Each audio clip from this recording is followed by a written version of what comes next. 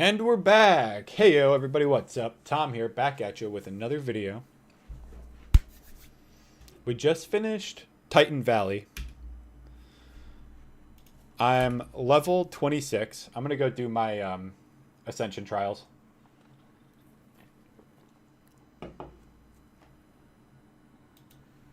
And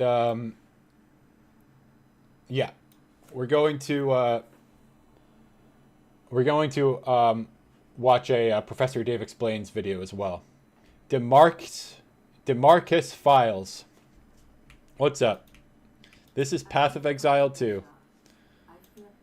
So I'm guessing that you don't play it if you don't know what game it is.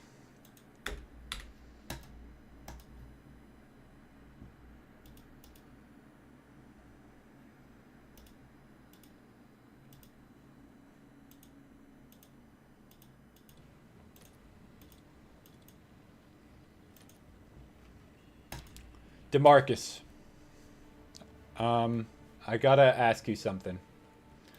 I'm not trying to be offensive. I'm just a little bit on guard. Are you trying to sell me something? Fill you in on what happened down there and what's been going on since then. Once again, the whole point of the trip was to document the 24-hour sun that flat earthers have said for years doesn't exist in the southern hemisphere, and it will surprise absolutely none of you that they saw exactly that. They were down there for 4 days, and the sun was circling above them in the clear sky the entire time, just like anyone who isn't a complete moron knew was going to happen. This was first documented in a live stream mere hours after they arrived on site. Let's check out some highlights from that live stream to kick things off. And there you go, everyone. It's Why don't you have a solar filter? There's the sun in all of its glory. Oh no, that's showing pretty well. Right there over the Ellsworth Mountains. Yeah. So here we go. Keep in mind, you can see everybody's cameras out, but the sun is exactly where the globe predicted it would be. Not only is it midnight here, but you are actually looking due south. So the sun is still up, and it is to the south of us. There you go, flat earthers. Case closed.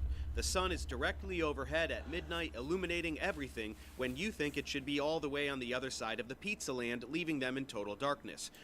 When you think it should be all the way on the other side of the pizza land, leaving them in total darkness.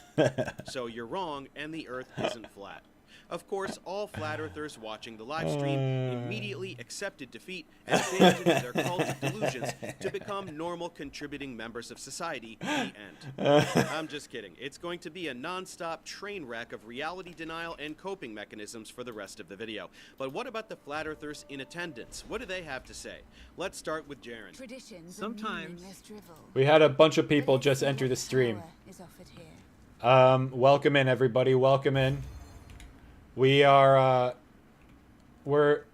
I'm enjoying a video of a dude, clowning on flat earthers.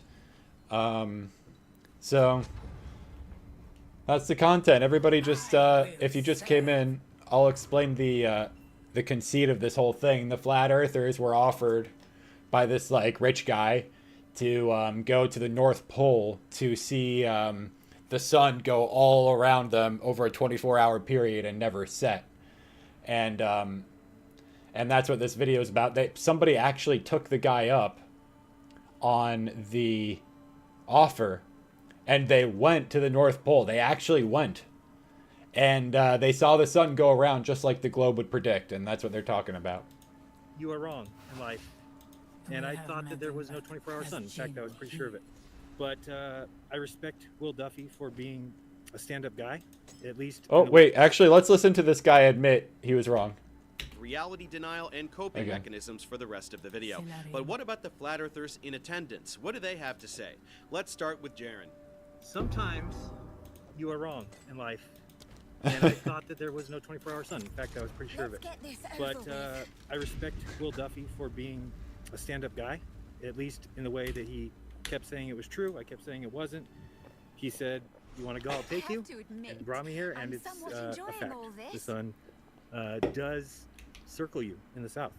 So what does that mean? You guys are gonna have to figure that out yourself. Don't listen to my beliefs or my opinion. It shouldn't matter to you, but at least you should be able to accept that the sun does exactly what these guys said as far as the southern continent. So that's about it. I realize that I'll be called a shill for saying that, and you know what? If you're a shill for being honest, so be it.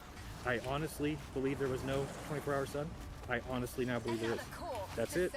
You want to call me? I thought you would say people are going to call him a shill because he's not changing his mind based on this. He's talking about flat earthers calling him a shill because he's admitting that there was 24 hours of sun. Oh, well, you didn't use an atomic clock. They didn't use an atomic clock. Me a shill? So be it. They sure will, Jaron. They sure will. But more on that a bit later. Now it's Austin's turn.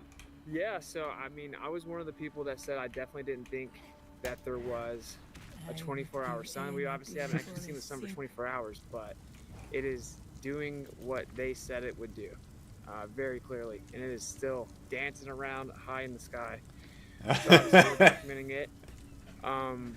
But yeah, you know, I said what I feel about this the whole time. Truth doesn't fear investigation. I think that we're truly trying to figure out the truth. Obviously, some people think that what we were told is the truth. I don't think that, but I do think that people need to be honest and humble and be like, whoa, you know, we were wrong. It's cute that Austin thinks flat earthers. But it's simple observations like this, which is the reason that people have known that the Earth is a globe for literally thousands of years. Even when the predominant theory was geocentrism, everybody knew the Earth was a globe. Have the capacity for honesty, since he's not exactly famous for it himself. But while we're on the subject, are you guys really in Antarctica? Come on, get real. Isn't this Greenland or something? They did. They followed through with their word. We are in Antarctica. I can assure you, we tracked it with multiple compasses the entire way we were going south or just off of south for 4 consecutive hours from Punta Arenas. I can guarantee you that's where we were as well. So, whatever, shill. Anything else? well, this is pretty like legendary stuff. Like no one's ever actually done this. We have legendary multiple cameras. We have cameras documenting the camera. No one's ever done we it. have everything you could imagine. This has never been done. We're getting the sunspots. We're getting every different angle you can imagine. It's truly amazing. It's very cool. We're doing a lot of firsts.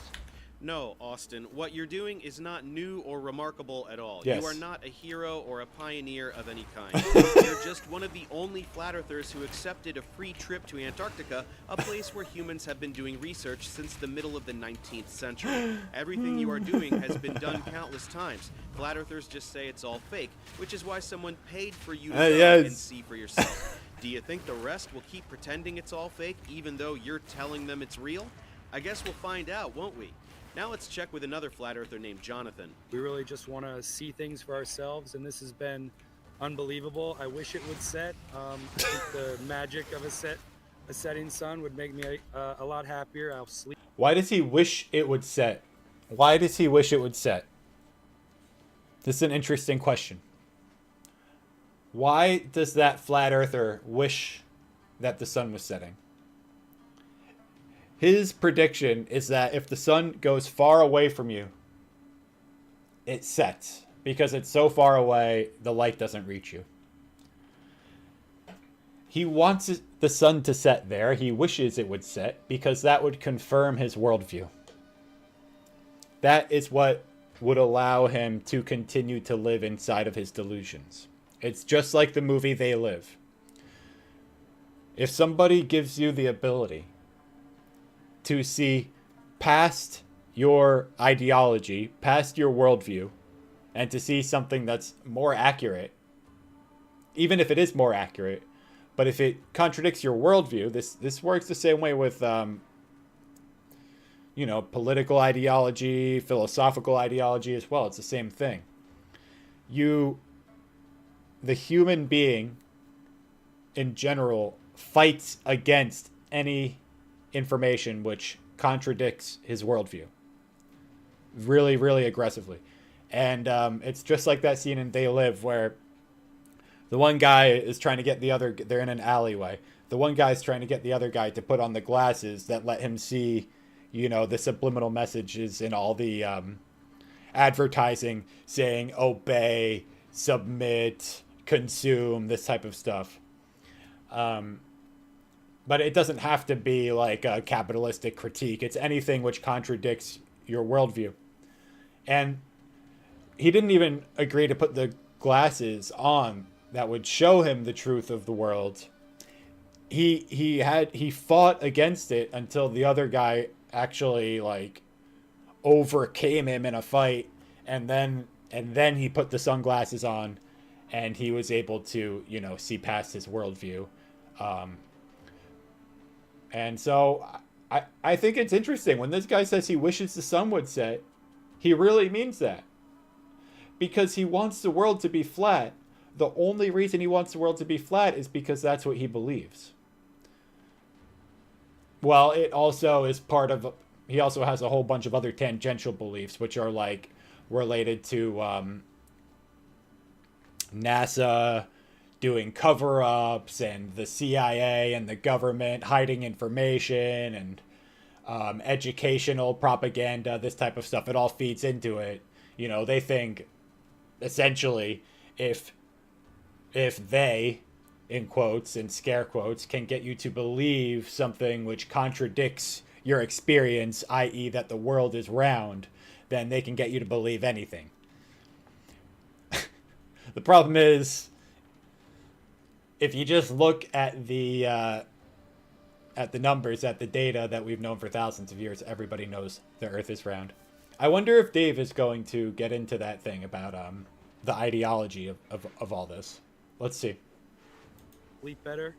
The mountains, you can't see any behind us, but the mountain here is like, I mean, I think we're probably a little further now, but it's 2 miles from our camp, and it looks like you could touch it. Just overall incredible. Cool beans, Jonathan. Anyway, this specific part of the live stream leads us to our first big conspiracy from the flat earthers watching at home. Jonathan has a patch of green, as well as other little bits of green on his jacket. This live stream is happening from Will Duffy's computer, and Will uses a green screen at home. That's how he gets his logo behind him for all of his videos and interviews. Because he uses a green screen, he uses a chroma key, which he has. Oh wait, is Will Duffy Simon Dan?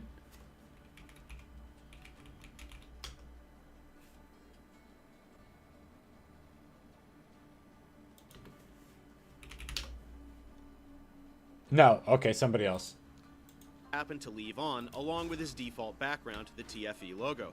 That's why the green parts of Jonathan's jacket look transparent as he moves around. You're basically seeing a green screen effect on those green parts of his jacket, right, due to the chroma key being on.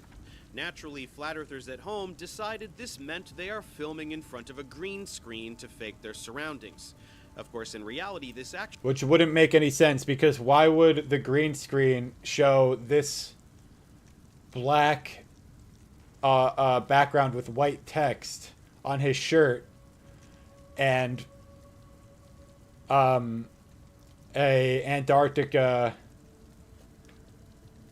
snowy tundra in the background?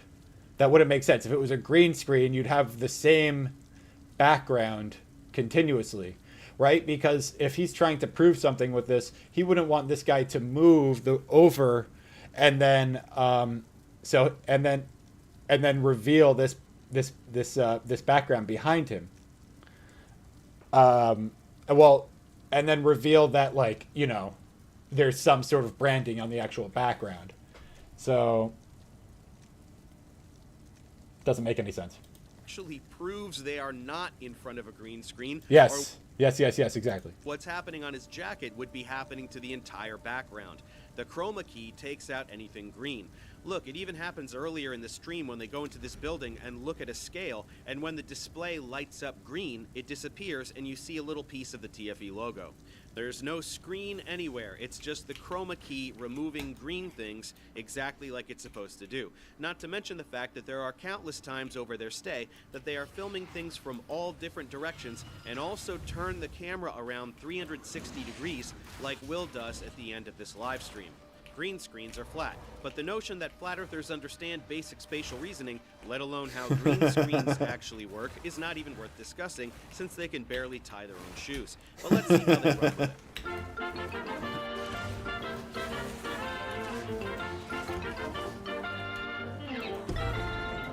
I'd like to invite Jonathan Morandi to come on. It's cute how flat earthers pretend that reality is cartoons when all of their attempts to substantiate a flat earth rely exclusively on shitty cartoons. But That was we bad. expect Oh my these god, what the intellectual fuck? toddlers. Hello from the South Pole. I should take this off. I can hear myself. This is an amazing experience. Thank you, Will. It's been really great to know everybody and meet everyone. Dave, who's been my roommate. Pack it up, guys. Green screen busted.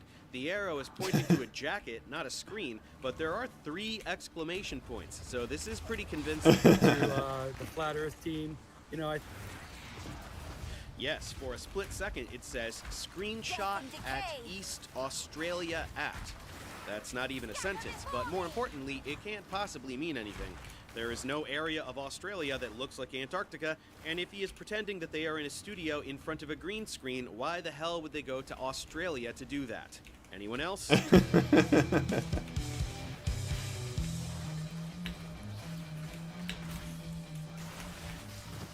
They're going so fast I can't even see them. Perks FTW just talked about a green screen. Definitely not a green screen. It's also cute when flat earthers make little cartoons like this, the obvious implication being that all of us globers are just zombies regurgitating the false narratives fed to us by the mainstream media. In reality, they're the boners glued to Rumble and BitChute, repeating the lies they hear from the dumbest frauds alive, while other people, even other flat earthers, go to Antarctica and actually do something. Pathetic. The green screen experiment.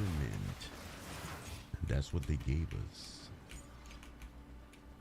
It was obvious that, you know, that was gonna end up that way because logically it doesn't make sense. No, logically it doesn't make sense that seeing someone's pocket get chroma keyed out to a different type of background than the background actually is would actually prove that you're not in front of a green screen. If you were in front of a green screen, then you wouldn't see black background with white text on his shirt pocket. You would see either the sky, the blue sky, or the white snow on the ground. You'd see exactly what the background is, except on the pocket. This was black with white text. So it actually proves that they're not in front of a green screen, because the green screen is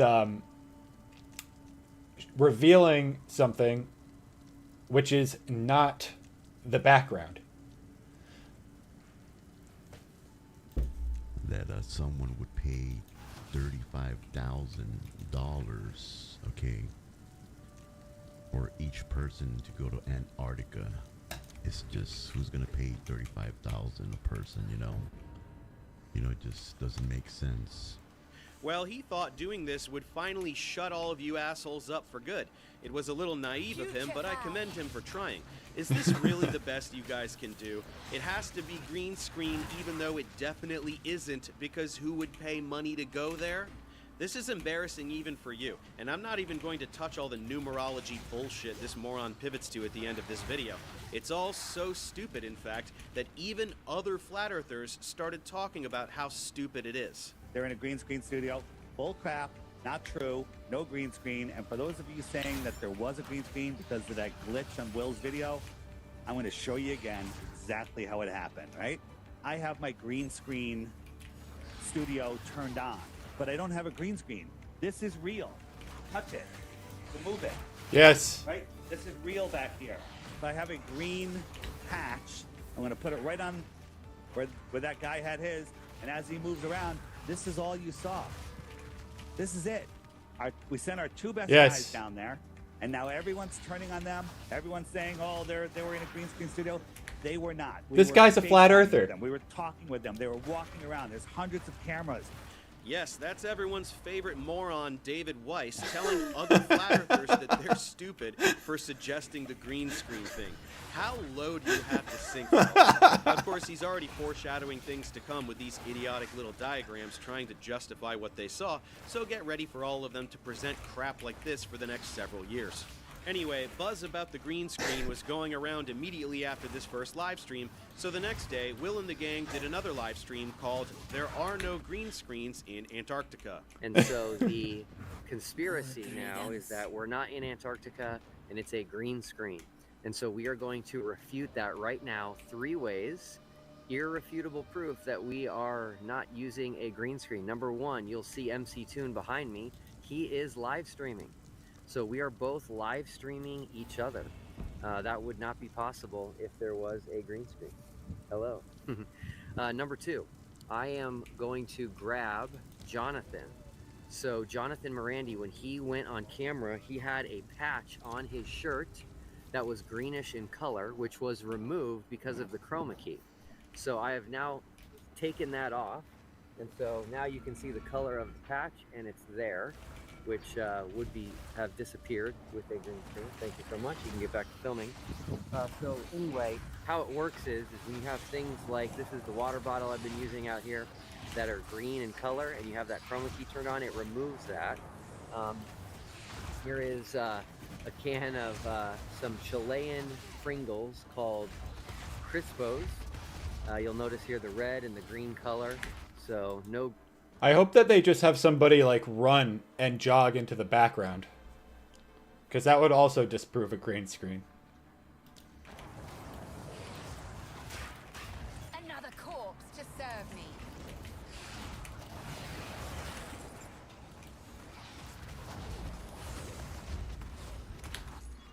Green screen. So that should have been sufficient for any normal person. Multiple people are live streaming at the same time, looking in different directions, and everyone sees the same background, which is not possible in front of a flat green screen directly behind one camera. They hold up green objects and nothing goes transparent, which is also not possible in front of a green screen. But let's try one more thing. This is my DJI drone that I brought to Antarctica. So here we go. Let me go ahead and launch this here real quick for you guys.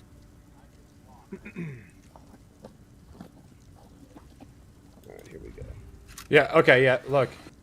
Thank you, they did do it. See, that guy's all the way in the background there? You can't do that with a green screen as well.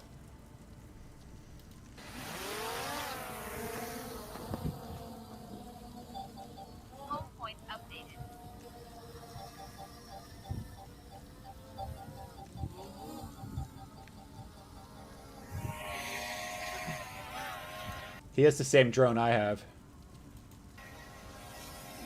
Okay, hopefully you can It's the hear Air me with 2S. the drone, but I'm also going to record what the drone is videoing, which is my screen. And I'm going to go backward. Yes! So obviously, there was a green screen. This drone would not be able to fly backward toward MC Toon, who's also live streaming. And who's also filming the drone. Alright, now I'm going to come right back to us.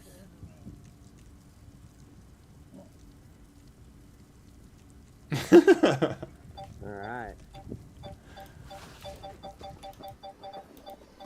I just think it's funny because it's so obvious what happened in the first place. It's just when the guy's pocket got keyed out. It's so obvious that it's just like an unintended chroma key was active on the stream, and his pocket was the same color or close enough to get removed. It's just obvious because that's what it looks like. Anybody that knows anything about video editing is going to know that.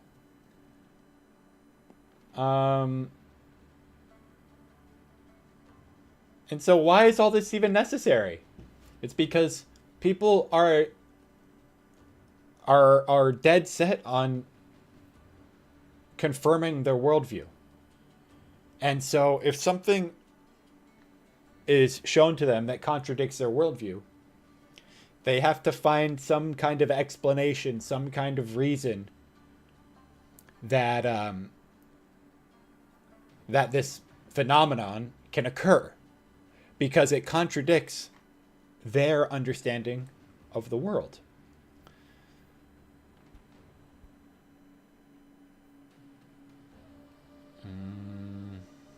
Contradicts their understanding of the world.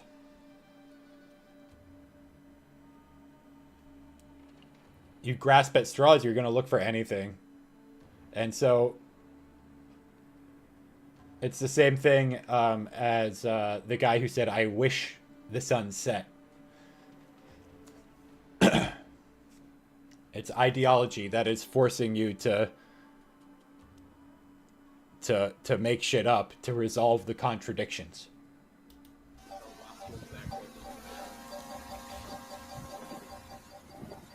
And back again. So there you go. You all watched the drone go really far back, so there's obviously no screen there. Right? Right, guys? Do you think it was a real Duffy's location? drone. Did you see the thing where Duffy's drone? Putrefy. Yeah, It went on past one in his McToon. hand. Yeah. Well, yeah, but it went back, right? Why don't you Yeah. drive it forward and show us on the camera from the drone what's forward of you? But nevertheless, he drove it backwards and say, see, you can't do that with a green screen. Well, you can in one of them studios, one of them volume studios that we've been talking about. No, you right? can't. So what happened is this drone that he's got has a proximity alert. And when it gets within a range of an object that it could collide with, it beeps. And the closer it gets to it, it Right. beeps faster. And to a point where when it's in danger of crashing into something, you can't make it go any further.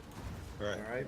I've seen that feature. So Duffy flies this thing, and we figured it out just by watching Toon's footsteps, that he was approximately 16 feet. It looks like he's further because of the focal length of the way the camera works, Yeah. but based on his footsteps, he was approximately 16 feet behind Duffy. Duffy flies the fucking drone back toward Toon. He's standing here, so it's kind of lateral to him. It goes by him and you hear it go deep, deep, deep, deep, deep, deep, deep, deep, deep, deep, deep, deep, deep, deep. Then it goes on. And it goes deep, deep, deep, deep, deep, deep, deep, deep, deep, deep, deep, deep, deep, deep, deep, deep, deep, deep, deep. There's nothing there. Empty sky. Jesus Christ. The drone controller beeped because the drone was close to MC Toon, genius. What do you think it was beeping for? We proved to you there's no screen, so what was it? The fucking firmament? Exactly. And- That's exactly what I was thinking. It gets closer to the guy and it starts beeping. And then when it goes away, it starts beeping slower. Other bright ideas, fellas? So there was no reflection. Goes to the screen, comes back on screen, then Drone is videoing. so that's telling me the reflection in his glasses aren't real either. Infection. Now, doesn't that corroborate what we said with the green screen?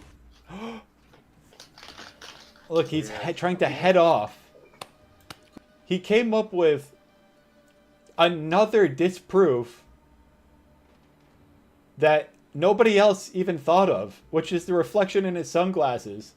And he's saying it proves that the reflection in his sunglasses are fake.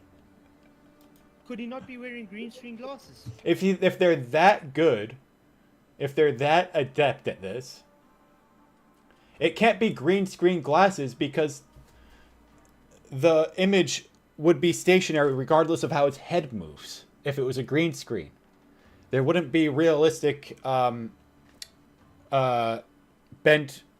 reflections when he moves his head. It would always just be a stationary image that basically he would move around.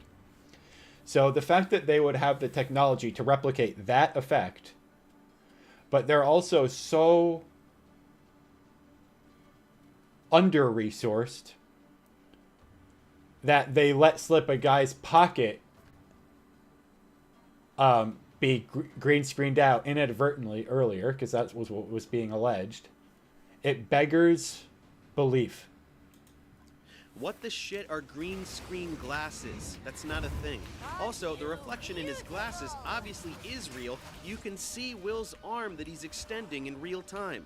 There's nothing more adorable than watching idiot flat earthers play detective like elementary school children in the playground sandbox. Anyway, let's dispel this bullshit in a neat and tidy manner. Someone named Where's Wally put all of these live streams together into one video so we can see One simultaneously. sec, guys, my headphone battery just died.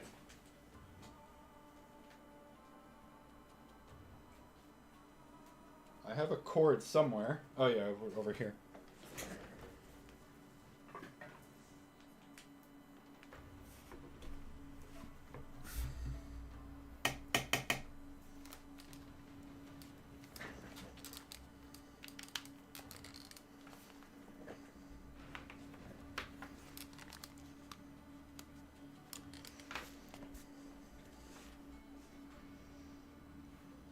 footage from Will, MC Toon's phone, the drone camera, Dave, and Mark. Okay, hopefully you can hear me with the drone, but I'm also going to record what the drone is videoing on the drone and publish it later. And I'm gonna go backwards. Oh, so remember earlier when they said, oh, they should have recorded the actual image from the drone. So obviously, there was a green screen. This drone would not be able to fly toward MC Toon, who's also live streaming. Also filming the drone. Oh my god, this is amazing! Alright, now I'm gonna come right back to us. Suffer and die. Alright. Look at that. Well, that should put this drone bullshit to rest. No, we clearly see what's happening from 5 different angles, including the drone camera itself. We clearly see the beeping occur as the drone approaches MC Toon, stop as it goes past him, and then start again as it passes him going back the other way. So we can all drop this green screen bullshit now, right? We are live from Crusaders of the Resistance headquarters.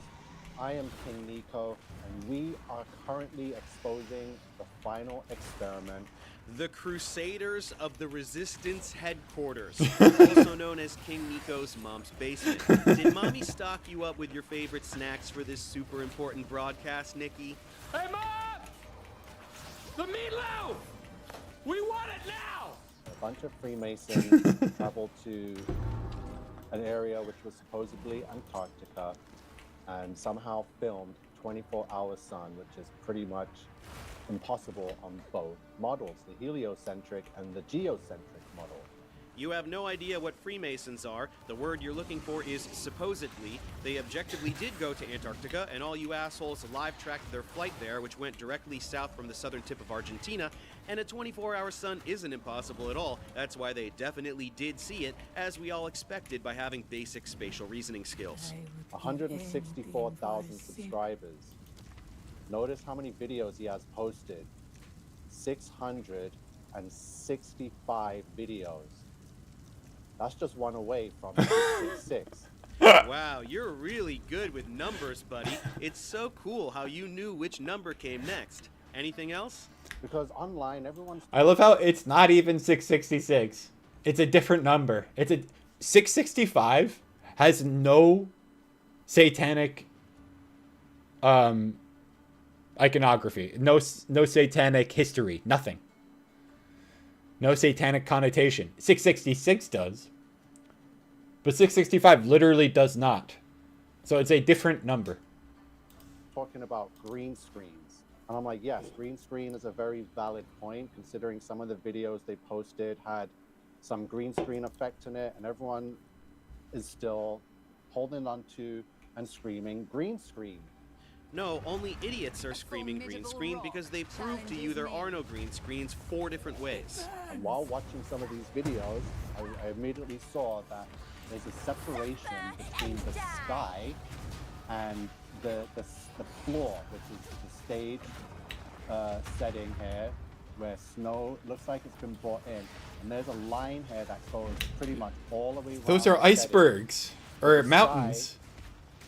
I'm saying is not a green screen, but is actual LED screens, because they're standing inside of a sphere.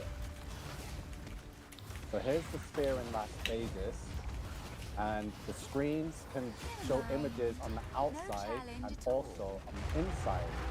Let's quickly see some of this video that's showing inside of one of these spheres. Right, it's a huge sphere, like the one in Las Vegas. You know, the one that cost $2.3 billion to build, which is why seeing a show there is so insanely expensive. Small-town Colorado pastor Will Duffy and his Freemason handlers spent several $billion building another sphere thingy in Antarctica because, again, they were provably in Antarctica. Then they brought a bunch of fresh snow inside the sphere to make a little Antarctica set. Again, in Antarctica. And they did all that for the singular purpose of recording a few live streams to trick flat earthers. Nothing wrong with that logic at all. And even in this footage, I can see that the sky is not real. The floor is real. Their whole surrounding is LED screen. Based on what, dumbass? Wishful thinking? How should a real sky look? Yes, exactly it's wishful like thinking. This, since it's a real sky? Pathetic. Your own Flat Earth heroes, Jaren and Austin, are telling you what they're seeing. You don't care what they have to say all of a sudden? True Christians, as Jeranism has been an antichrist and a grifter and shill since day one of when he started pretending to be a flat earther. Thank you, True Christian. Yes, zero. This is a really good one. Were involved with this. The TFE hoax. Every single one of them is fake and working for the NWO. Exactly my thoughts and everything you've said I agree with. So thank you. That's a fun little loophole you guys have going. Any flat earther who says anything you don't want to hear is not a real flat earther and never was. Convenient. Again, I'm not saying they were in Vegas. I'm just saying that there's a sphere in Vegas that pretty much shows the capabilities of the technology. And yes, they say it costs $2.3 billion, but come on now, they can put a price on anything and say it costs that much just to make us think that it's impossible for us to recreate. Yeah, totally. They're lying about how much it costs to build something like that because reasons. In actuality, it costs about $1,200, and anyone can do it on their own with parts you can find around the house. Tune in next week for more building projects the government doesn't want you to know about. Surely no other flat earthers are dumb enough to run with this idiotic premise, right? Wrong. Neo-Nazi Eric Dubé ran with it and has been running with it ever since. The final experiment has finally happened.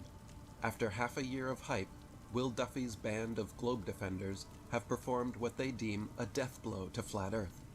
I'll try How Blood did they do Mage. it? Did they find and measure the globe's mythical curvature? Did they film a convex horizon without using a fisheye lens?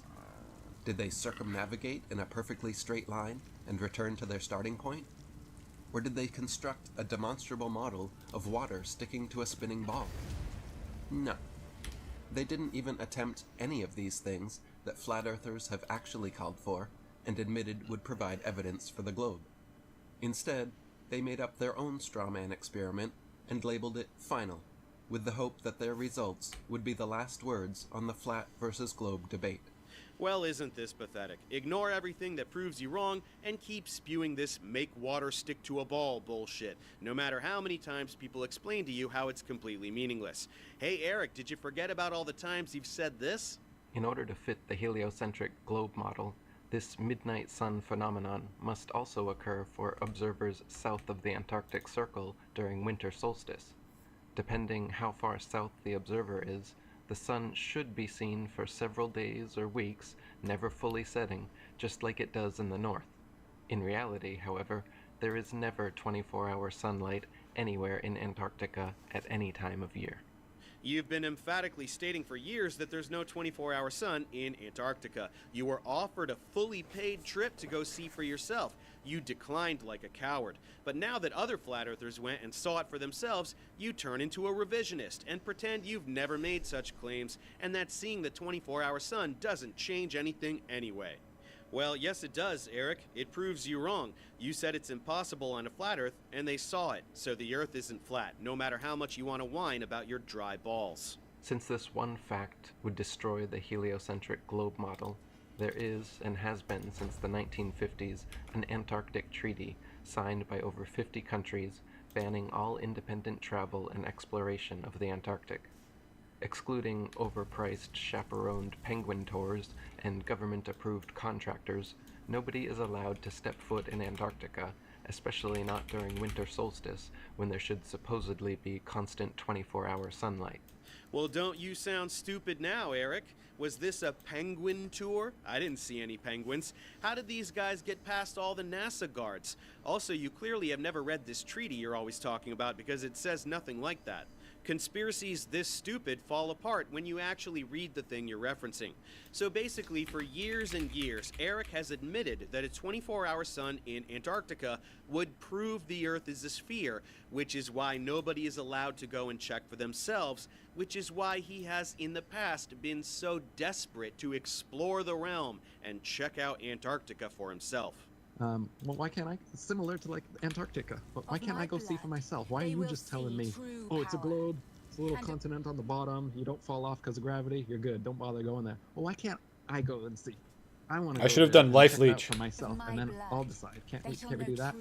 And yet somehow this trip confirming the 24-hour sun is just a big bowl of dumb that has nothing to do with anything Eric has ever said, you guys. I said that nobody is allowed to go to Antarctica, but you guys going to Antarctica doesn't prove me wrong at all. I said that there is no 24-hour sun, but you guys documenting a 24-hour sun doesn't prove me wrong at all. You hit me right in the face with the dodgeball, but that doesn't mean I'm out, you guys. You're being mean to me. I'm gonna tell the teacher on you. Pathetic. Anyway, as promised, here's Eric jumping on the LED screen bandwagon. As footage continues releasing, and astute internet sleuths continue analyzing anomalies and inconsistencies, it's becoming increasingly clear that the so-called Final Experiment's 24-hour Antarctic sun was just another faked event recorded on a film set. Unbeknownst to most, for the past few years, portable, panoramic, 360-degree LED studio setups now exist and are being used for Hollywood productions like The Mandalorian and many others. Yeah, they did. Yeah, but those things are not big enough for you to fly a drone around that far. A thing on a Star War, so anything I want to be fake must be fake because I say so. We have firmly arrived at the post-truth era, folks. From this point forward, there will be no convincing any conspiracy theorist of anything because of whatever fill-in-the-blank technology they decide to throw at you. Everything real is fake, and everything fake is real because they say so. Really, like, literally, people are just going to say everything is AI. People will literally just say that everything is AI. That's what's going to happen. Until humanity destroys itself by asphyxiating on its own stupidity. To begin with, watch the supposed sun circling around during their 24-hour time-lapse video, and pay close attention to its shape. Notice how the sun changes from circular to being smushed down horizontally, back to perfectly circular. Yeah, that's called,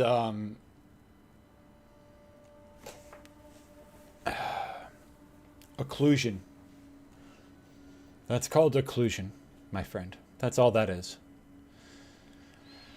Essentially, either fog, which even if you can't see it, is there, in in small amounts. It affects light, even if you can't physically see it. It is affecting the light, and also fog even on the lens, or anything like that. It can cause the light to essentially bloom when it bounces off those particles. So that's what that is. Then smushed across vertically, and then back again. This is not how the sun usually looks or behaves in person, or in genuine footage of the phenomenon from the Arctic. Okay, well, they captured this footage from multiple angles, so any rational person would conclude it's an optical effect, and then compare it with different footage. But you're not really one for investigative rigor, so let's move on. Pay attention to the changes in length and direction of McToon's shadow as he paces around the base camp. In the space of walking only a matter of feet, his shadow somehow completely changes direction and triples in length. Does it really triple in length, genius? Were you there to measure it? If you were walking alongside him, would it appear to triple in length? Or does this have something to do with perspective as he walks towards the camera?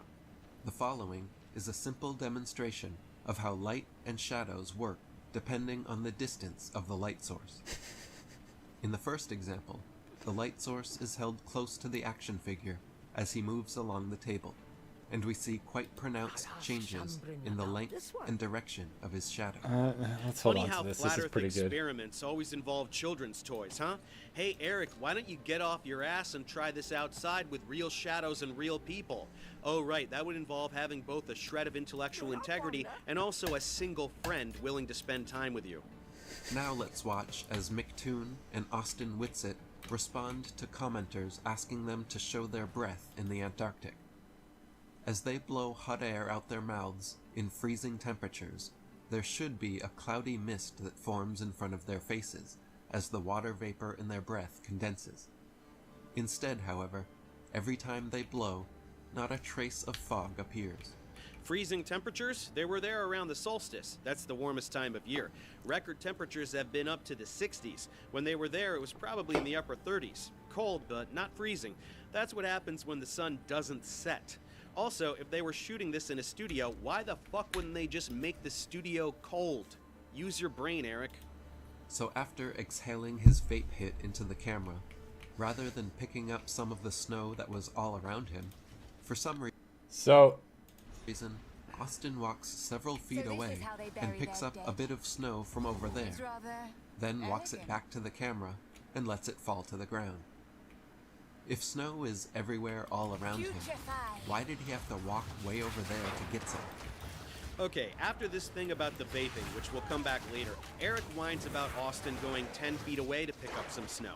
Seriously? The snow under them was heavily groomed so that it's easy to walk on, so we went over there to get some. If it was a studio, why wouldn't they just put the snow everywhere? Snow there but not here, so it's fake? That's what you're going with? Anytime close-up footage of their feet was shown, their footprints always failed to make any impression in the snow.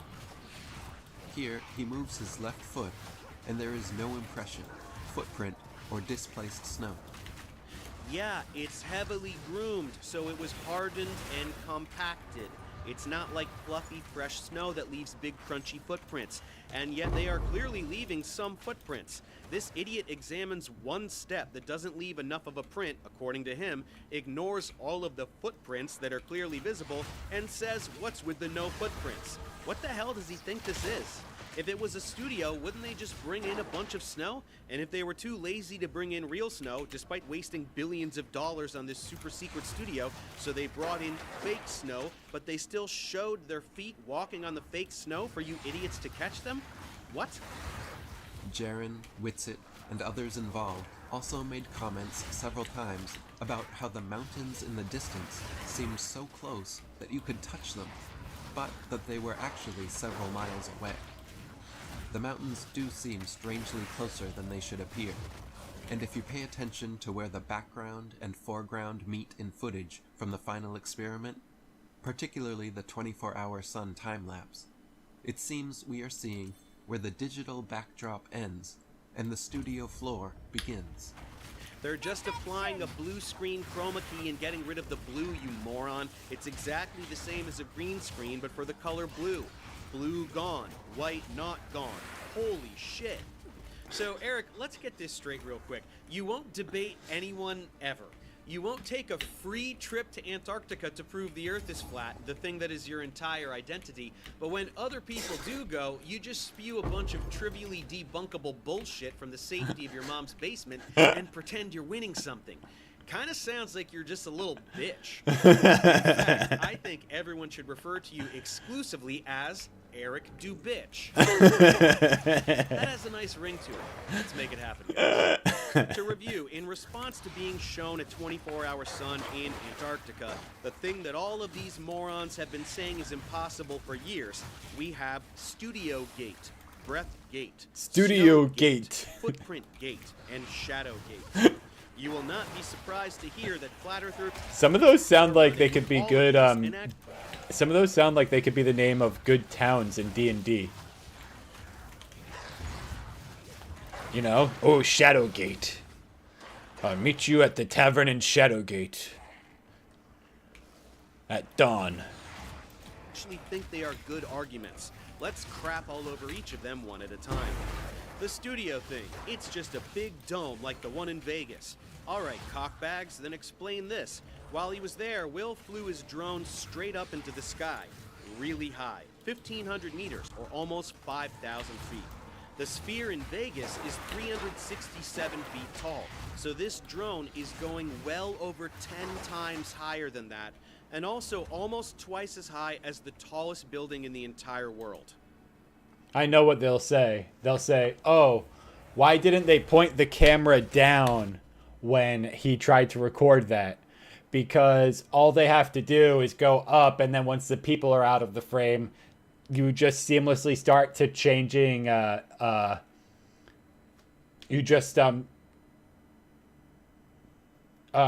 just play the video to move in the opposite direction, you know?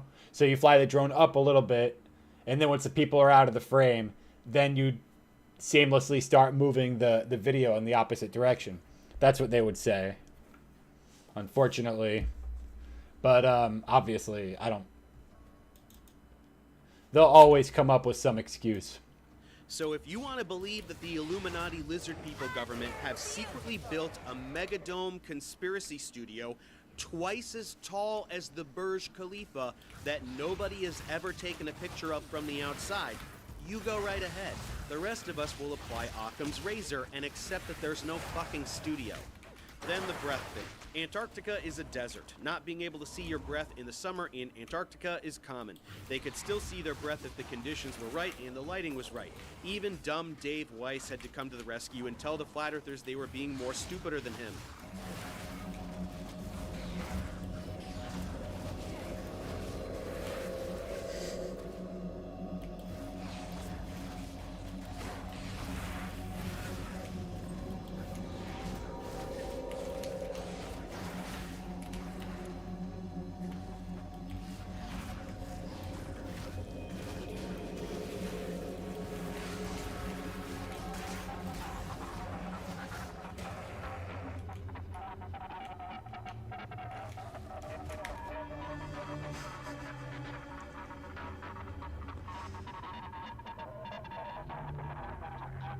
So this puts to bed the breath thing and the vape thing. Sometimes you could see their breath, sometimes you couldn't. Why anyone gives a shit whether Austin hit a vape or not is completely idiotic.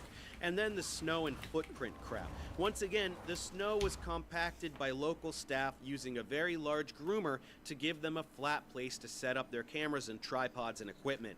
They also do that to check for crevices to make sure it's safe for people to be there. The snow directly under them where they were streaming was very hard and you couldn't pick it up, which is why Austin walked back to the ungroomed snow to get some that he could throw up in the air. Same with the footprints. Dave Weiss had to show the flat earthers how this works yet again with footage of people running a race over compacted snow and not leaving any footprints. Then finally the fucking shadows, also known as flat earthers not understanding how perspective works for the 1000th time. Here's someone making a video in direct response to Dubé and other idiots whining about the shadows. So that pole there and that pole there are casting shadows on the ground.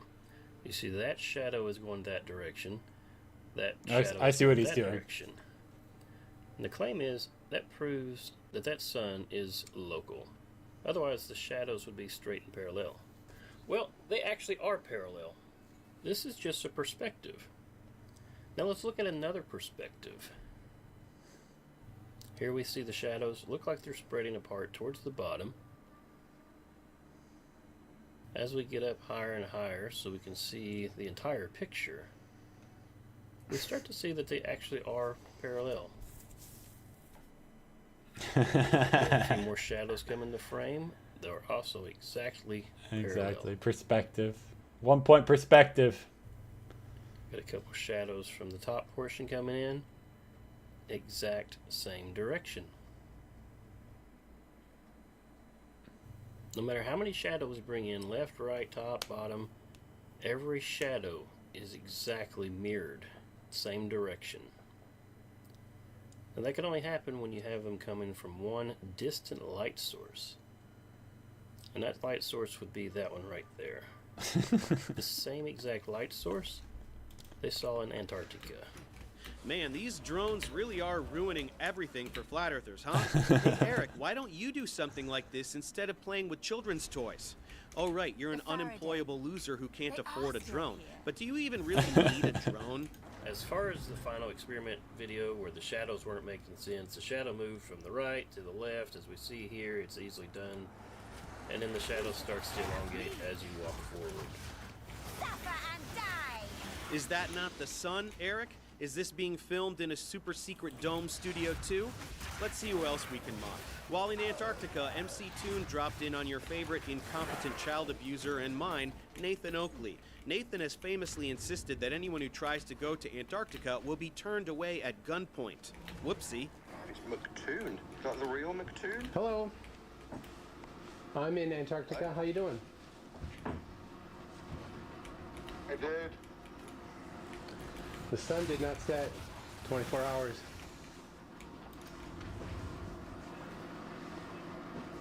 What are you guys up to? 24 hours now. Yep. Did not set. 24 hours. It did not set for 24 hours. So you've been up for 24 hours straight? Wow. I have. So has Dave McKeegan. Both you and Dave stayed up 24 hours? That's right. Yes, Nathan's first comment is to marvel that they were able to stay up for 24 hours. Either in You see how literally all he can do is try to poke holes in it. The only thing that guy was able to do was to try to poke holes in it. You must have fallen asleep. You couldn't have stayed up for 24 hours. If you did, like, you know, you might have hallucinated something. Did the other guy also stay up for 24 hours? He's just grasping at straws for anything that will confirm his fallacious worldview. implying that if they had fallen asleep, some funny business would have gone on, or because he genuinely can't fathom anyone not napping all day and wasting their life. Nathan, you're a proven liar. I'm standing in Antarctica right now, watching the sun. It did not set for 24 hours. You lied.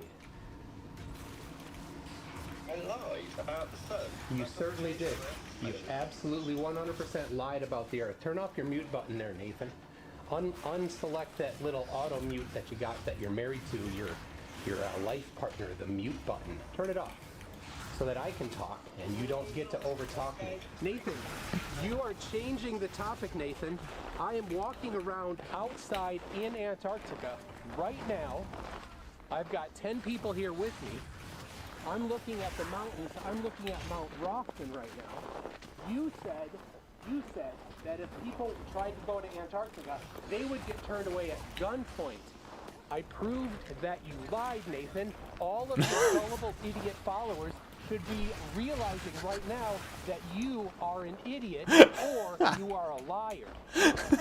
Where's the guns, Nathan? Where's the guns? I don't see any guns, Nathan! You lied!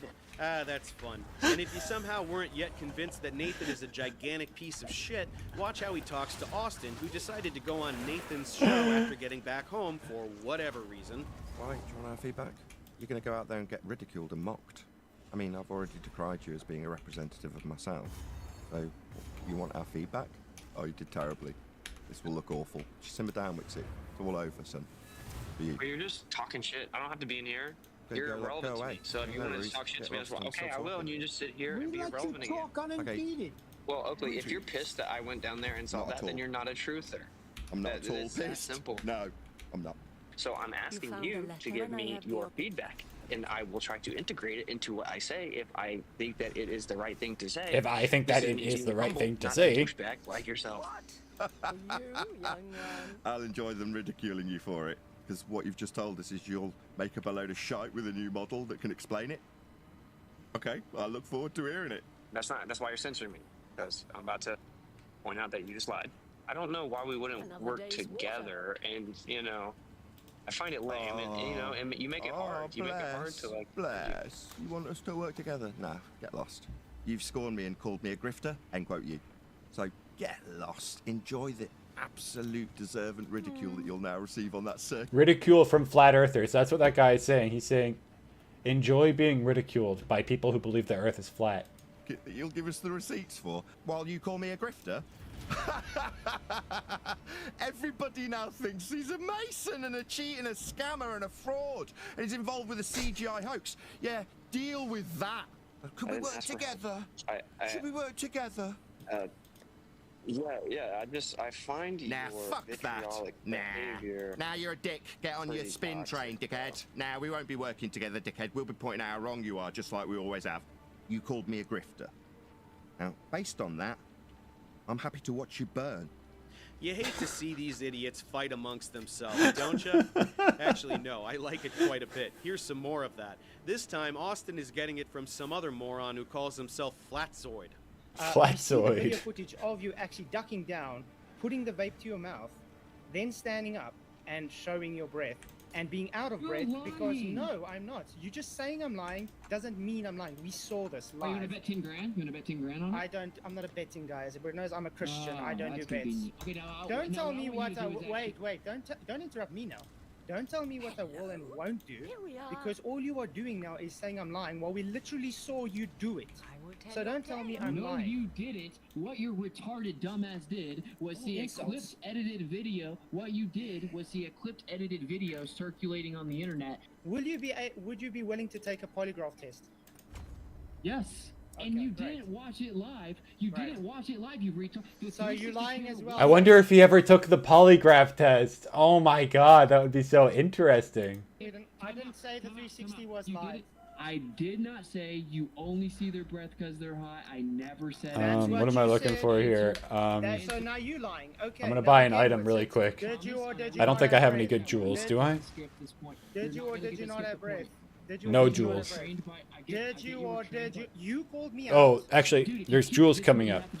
There's jewels coming up. You're gonna get completely exposed, so you have to censor me. It's not gonna work here though. So we're gonna now go back to what you keep avoiding. The only one over talking is you. Stop interrupting. I'm going to, because you're interrupting me every time.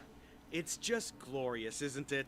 Finally, flat earthers like Austin get to experience how profoundly maddening it is to deal with flat earthers. I'll be right back, guys. Give me 1 sec. Jerk has to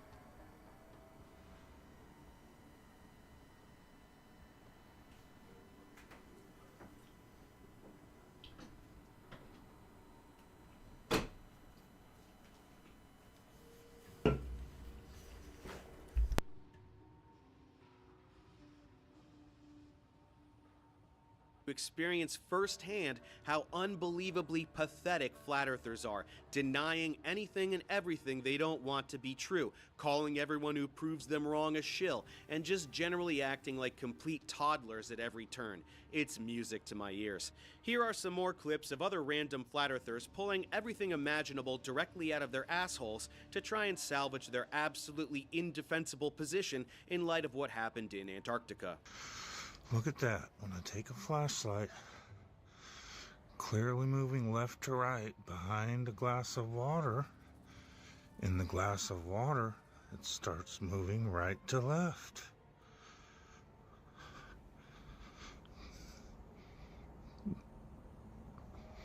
But because the sun moves right to left in Antarctica, it has to be a globe, Jaren. There's no possible way.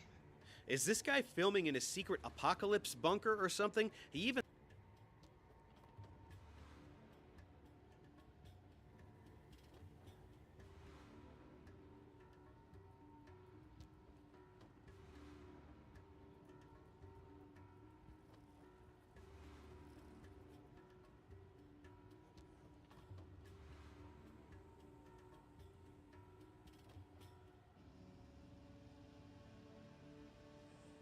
sounds like he just got done running from zombies.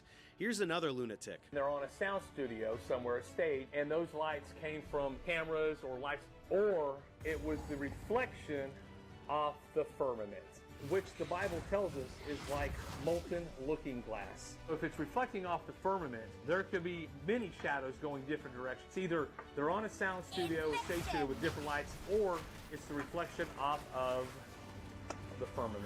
Whatever caused those inconsistencies and those divergent shadows on the ground, that light source is very close.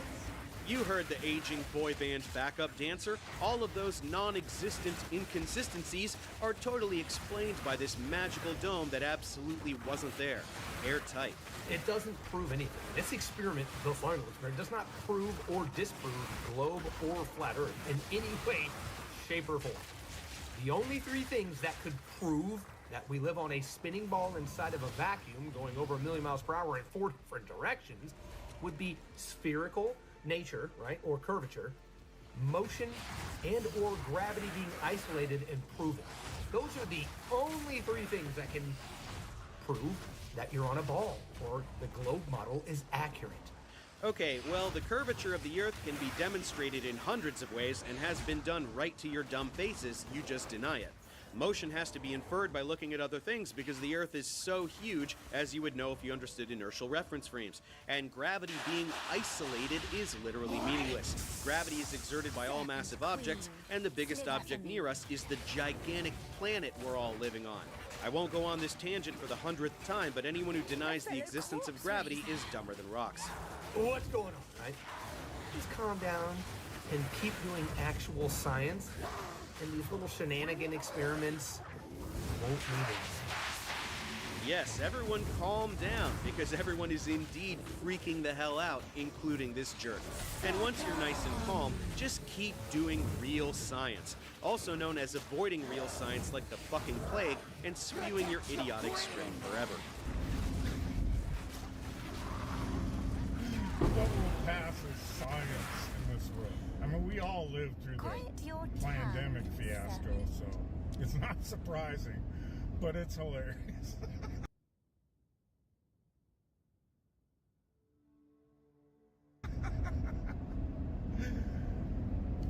So, come up with this observation wherein you completely deny two possibilities.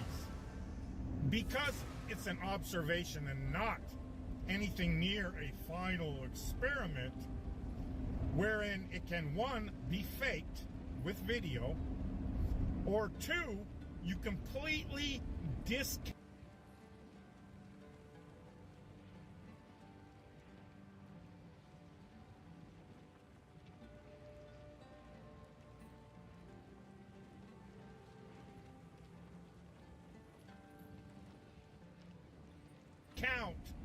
the possibility of optical illusion in your visual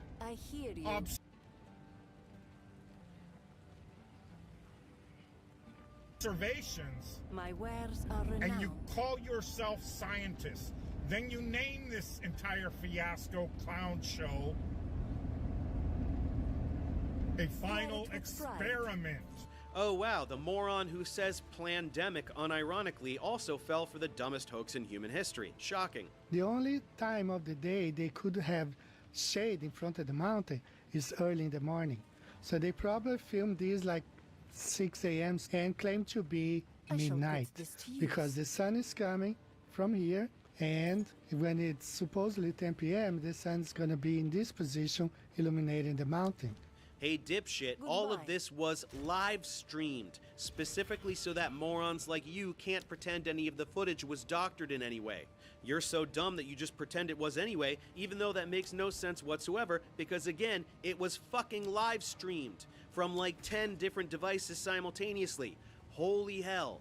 Now let's pivot to this jerk, Pastor Dean Odell. Remember, he was the guy who was whining about how badly he wanted to go to Antarctica to check for the 24-hour sun. You can fly there today. No, you can, fly there and see the coastline. That's about all you can do, a little bit of the coastline. Oh, absolutely not. Oh, yes. And if you want to go there and stay, you have to have permission from a government. Have you ever seen The amount of stuff you have to fill Yes. out to go through that? Yes. And also, they're not going to let you go on an expedition inland just as a me or you. They're not going to let that happen. And here's another.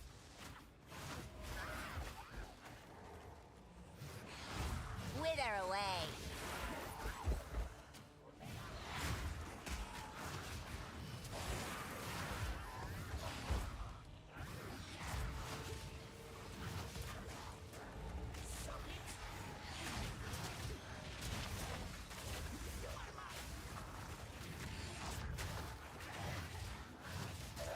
None can oppose me.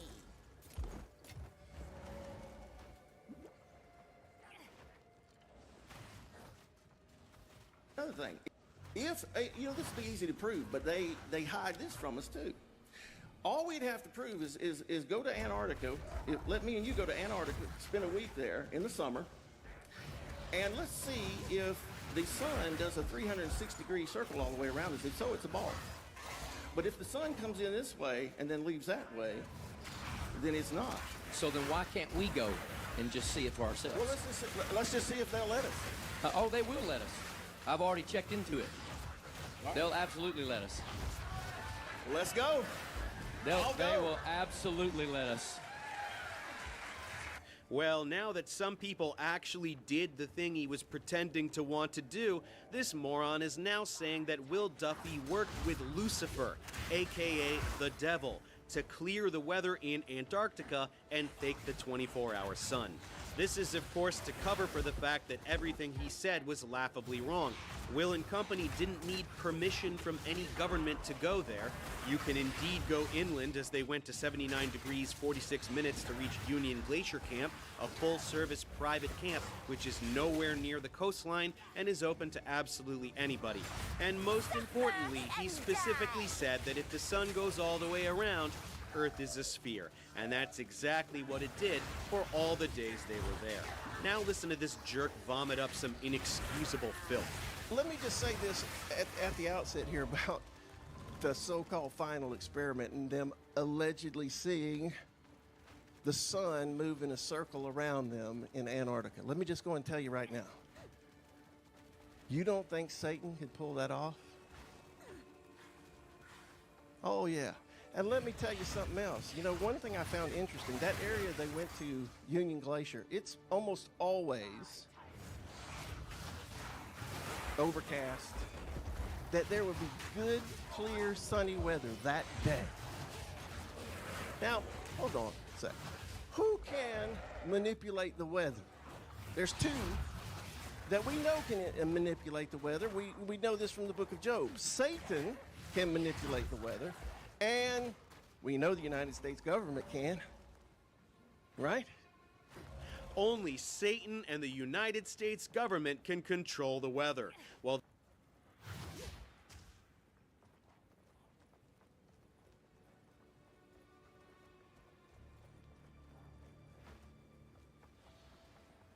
the first one doesn't exist, and the second definitely can't do that. But what's more surprising is that you didn't include your God in that list, Dino. Isn't he powerful enough to do that? What if your God made the skies nice and clear so that dumb fucks like you would finally get the message and stop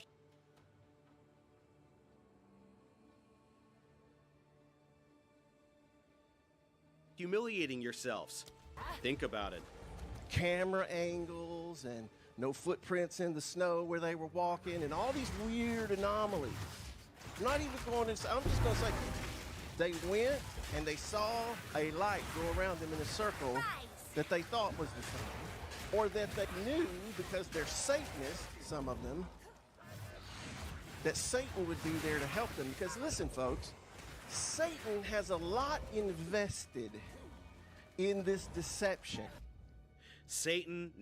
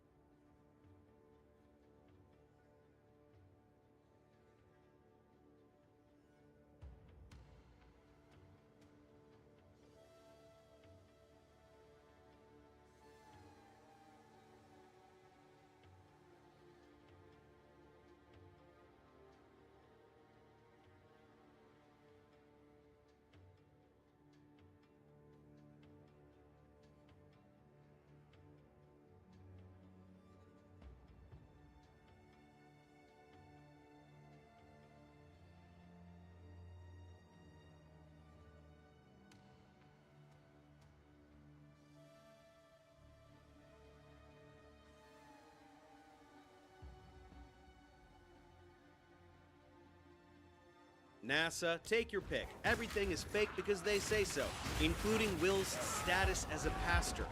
The Lord Jesus, not Will Duffy. Another just con artist, man. He's not a pastor, y'all. He pretends to be one. Right, sweetie. Everything you don't like is fake. Shh, it's okay. It's okay.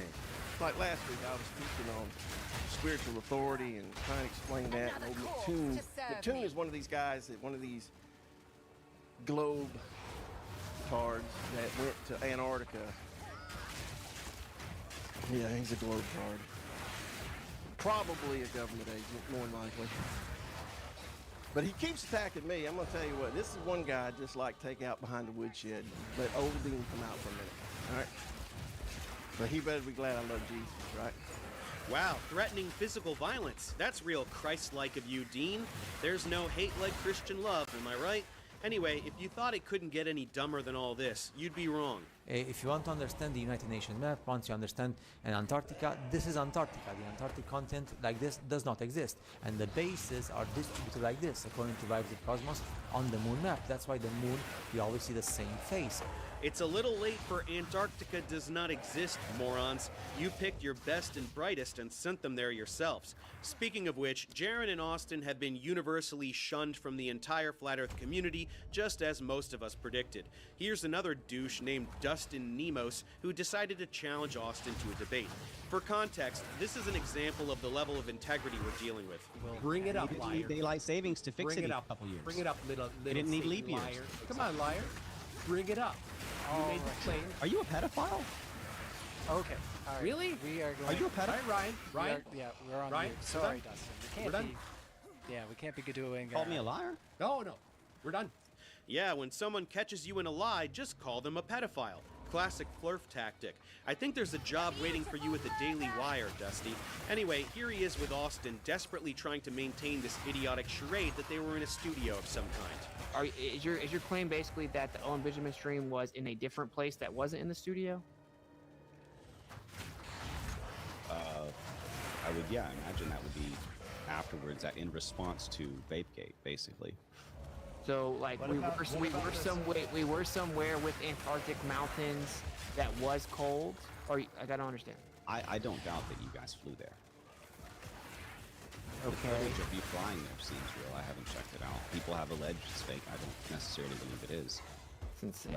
I believe that you took a trip to Antarctica, gave you the footage, and then you did the rest in the studio setting, where there was no cold breath. Another corpse to serve me. Okay, so you're saying that we went to Antarctica, and in Antarctica at Union Glacier, there is a studio. And so we're normally just in Antarctica at Union Glacier, everything's all normal. And then they take us to a studio so that we can fake the sun. And inside that studio, it's not cold. For all I know, you guys went there last year, or you went to the Vegas sphere. Well, okay, so for one, you would have to claim that the Owen Benjamin live stream is not live. It could be live. I mean, you guys had internet for that one, but you did that afterwards. You said so. Yeah, but wait, time out. That's in response to Vapegate. That seems sus. So are you saying I broadcasted my live stream, but it wasn't actually live? No, it could be live, and it could still be somewhere that is cold. Well, you said we could have filmed it last year, so you're now going to have to throw that off the table, obviously, because I was interacting with the live chat at the time. So they did go to Antarctica, but they filmed the sun in a studio. That's why there was no cold breath. And maybe they filmed the sun at the Vegas Sphere, which of course is completely idiotic because it's full of seats for people to watch shows, so that makes no sense whatsoever. I've never seen flat earthers grasp at straws like this. It's so pathetic, even for them. I think we can accept now that Witzer has been compromised. Yeah. Well, yeah. However, could we turn him into a double agent?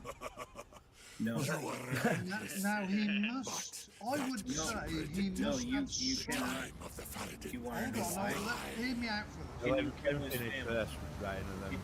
Okay, can you kill his family though? Okay, go ahead. They won't kill anybody's family. Take them out. What? Okay. Listen, Get back in your hole. you must have some evidence that this was rigged.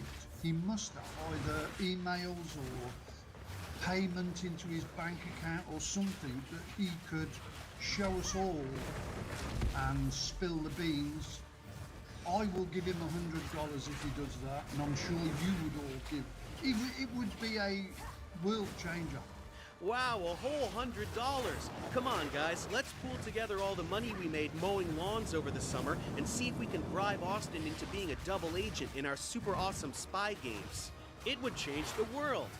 Jesus fucking Christ. The way their thought process genuinely mirrors that of a small child playing pretend on the playground is absolutely tragic. One day, my friends, we are witnessing the splintering and hopefully the final demise of the Flat Earth community. It's complete chaos. Jaren and Austin have been cast out as shills. Anyone who pushes back on idiotic talking points like the green screen thing are also accused of being shills.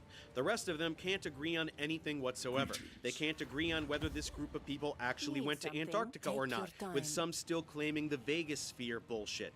They can't agree on whether the 24-hour sun was real or not, with some claiming it was fake and others desperately coming up with insane ad hoc explanations for how it could work on a flat Earth. And they are all just incessantly going back and forth about studio this, shadows that, dome this, vape that. They're in complete panic mode, and once again, the flat earthers who went down there now know exactly what it feels like to interact with flat earthers. Their brand of dishonesty, gaslighting, reality denial, insults, accusations, and infantile delusions has now been experienced firsthand by Jaren and Austin. They have had to listen to the rest of these bottom feeders tell them to their face that they didn't go to Antarctica, that they didn't see a 24-hour sun, that they're paid shills just like mean old Professor Dave. Time to kill. In fact, as a result of the experience, Jaren has quit Flat Earth. Here's a live stream where he announces that he's leaving the Globebusters. I just really appreciate it. I mean, you guys are my family. I hate to have to duck out, but I'm going to. And there's multiple reasons for that, but really, I'll just explain simply what I've seen that has kind of made me take a step back and go, okay, I need to look at this whole thing. And that is really the idea of what the South Pole is. And where we were at 79 degrees south with a sun at 15 degrees at its low, 35 at its high, going down to Antarctica, seeing the way the sun works there and comprehending what I was looking at, tells me that the South Pole does exist. The AE map, to me, was disqualified by what I saw. And so I know a lot of people have things to say like, well, what about other maps? Couldn't there be other maps? Couldn't there be? And I think that that's kind of a little bit silly, just in the fact that I think the continents are the way that they are. Now, I thought that when I came back that there would be a good group of people that were ready to tackle the problem. And instead, I saw a flat earth, and I'm not saying everybody, I'm saying maybe it's a small group, but I saw a group that had thrown their hands up and said it doesn't matter. Another group that said it was fake. Another group that said I was a shill. I'm happy to leave the show in Alan's hands and in Austin's hands. They obviously still think that there is something here, and I get that, and I understand that, and I'm excited to see what they bring forward. But for me, I would feel like I'm not being honest with people if I don't be honest with people, right? If I don't tell you that I honestly can't see it working anymore, as far as the map, as far as the layout, the globe at least explains the sun to me in a way that works. To have its South Pole and then to know that there's a North Pole, I don't really know where to go with that, other than that to me, I was wrong about the flat Earth. Hallelujah. Jaren has seen the light. It seems like Austin and the other big brains are going to kick the can around and milk the grift a little while longer by pretending to do science with ridiculous pseudo-explanations for what they saw. Presumably there are others who can see how ridiculous this all is, and hopefully they can exercise an ounce of critical thinking to realize how this is exactly what moon landing deniers sound like, or anyone who denies the existence of satellites, the ISS, rockets, probes, and all the rest. Idiots arguing about whether someone hit a vape pen, while intelligent people send objects through the solar system and other remarkable achievements. Never has there been a better case study than this regarding the psychology ideology of conspiracy and the cult-like devotion that has to be maintained at all times in order to survive such undeniable evidence to the contrary. Anyway, after all that, let's check in with Will Duffy one more time to get his take on how things went down there and what's coming next for him and everyone else who took the trip. Will, welcome back to Civilization. Looks like you had a great time down there in Antarctica. Just first things first, how was your experience? Just tell me, you know, you have a good time? What was it all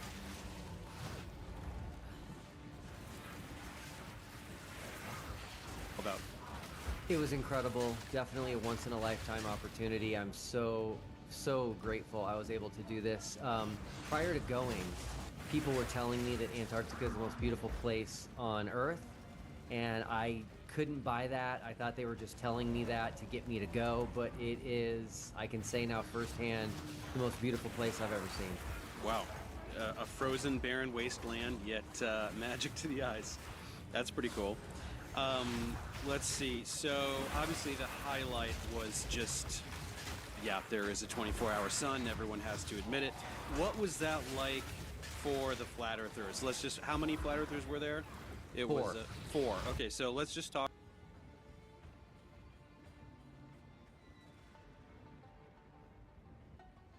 about the reaction of each of the 4 of them to that fact. Yeah, so when we got there, one of the Flat Earthers was on a tour of the Union Glacier campsite to know where everything was, where to eat, where to go to the bathroom, all of that. And one of the Flat Earthers asked this host giving them this tour, when does the sun set? And the ALE guide just says it doesn't, and kept on giving the tour. And so that's the first moment where it started to set in, like, wait a minute, we're really going to see a 24-hour sun. Mm-hmm. And then the first day at midnight, we live streamed, sun was still up, and so for multiple days on end, they got to see the sun just circle the sky, never set, never went below the horizon, and you could tell it really rocked their world. And I will say, to give them credit, they did believe they would see a setting sun when we went down there. So the fact that they saw something that really kind of shook their foundations was a good thing. And so you were there for a total of how many days at that site? We only ended up being at Union Glacier Camp for 4 days. It was originally supposed to be 5, but bad weather was coming in, and you can get stuck in Antarctica for a long time, and so they pulled us out a day early. Still, 4 days is plenty to see go around 4 times, and luckily not too cloudy, good visibility. Yeah, the weather cleared up. When we got there, one of the owners of ALE told me that they've had horrible weather for 2 months, and he said literally as soon as you guys got here, weather is perfect. So yeah, the skies were blue. We were able to not only see the 24-hour sun with our own eyes, but get high definition video of it as well. Okay, and so obviously everyone was down there. What was everybody doing? Was everyone doing live streams, or they also were doing different various experiments, or? Yeah, so we set up, at one time I counted 10 different cameras going. We had 360-degree cameras, because the Flat Earthers like to say that when there's a video, like if NASA releases a video or someone on the ISS releases a video, they say, oh, they're not showing you the other side because the other side is a set and there's people there.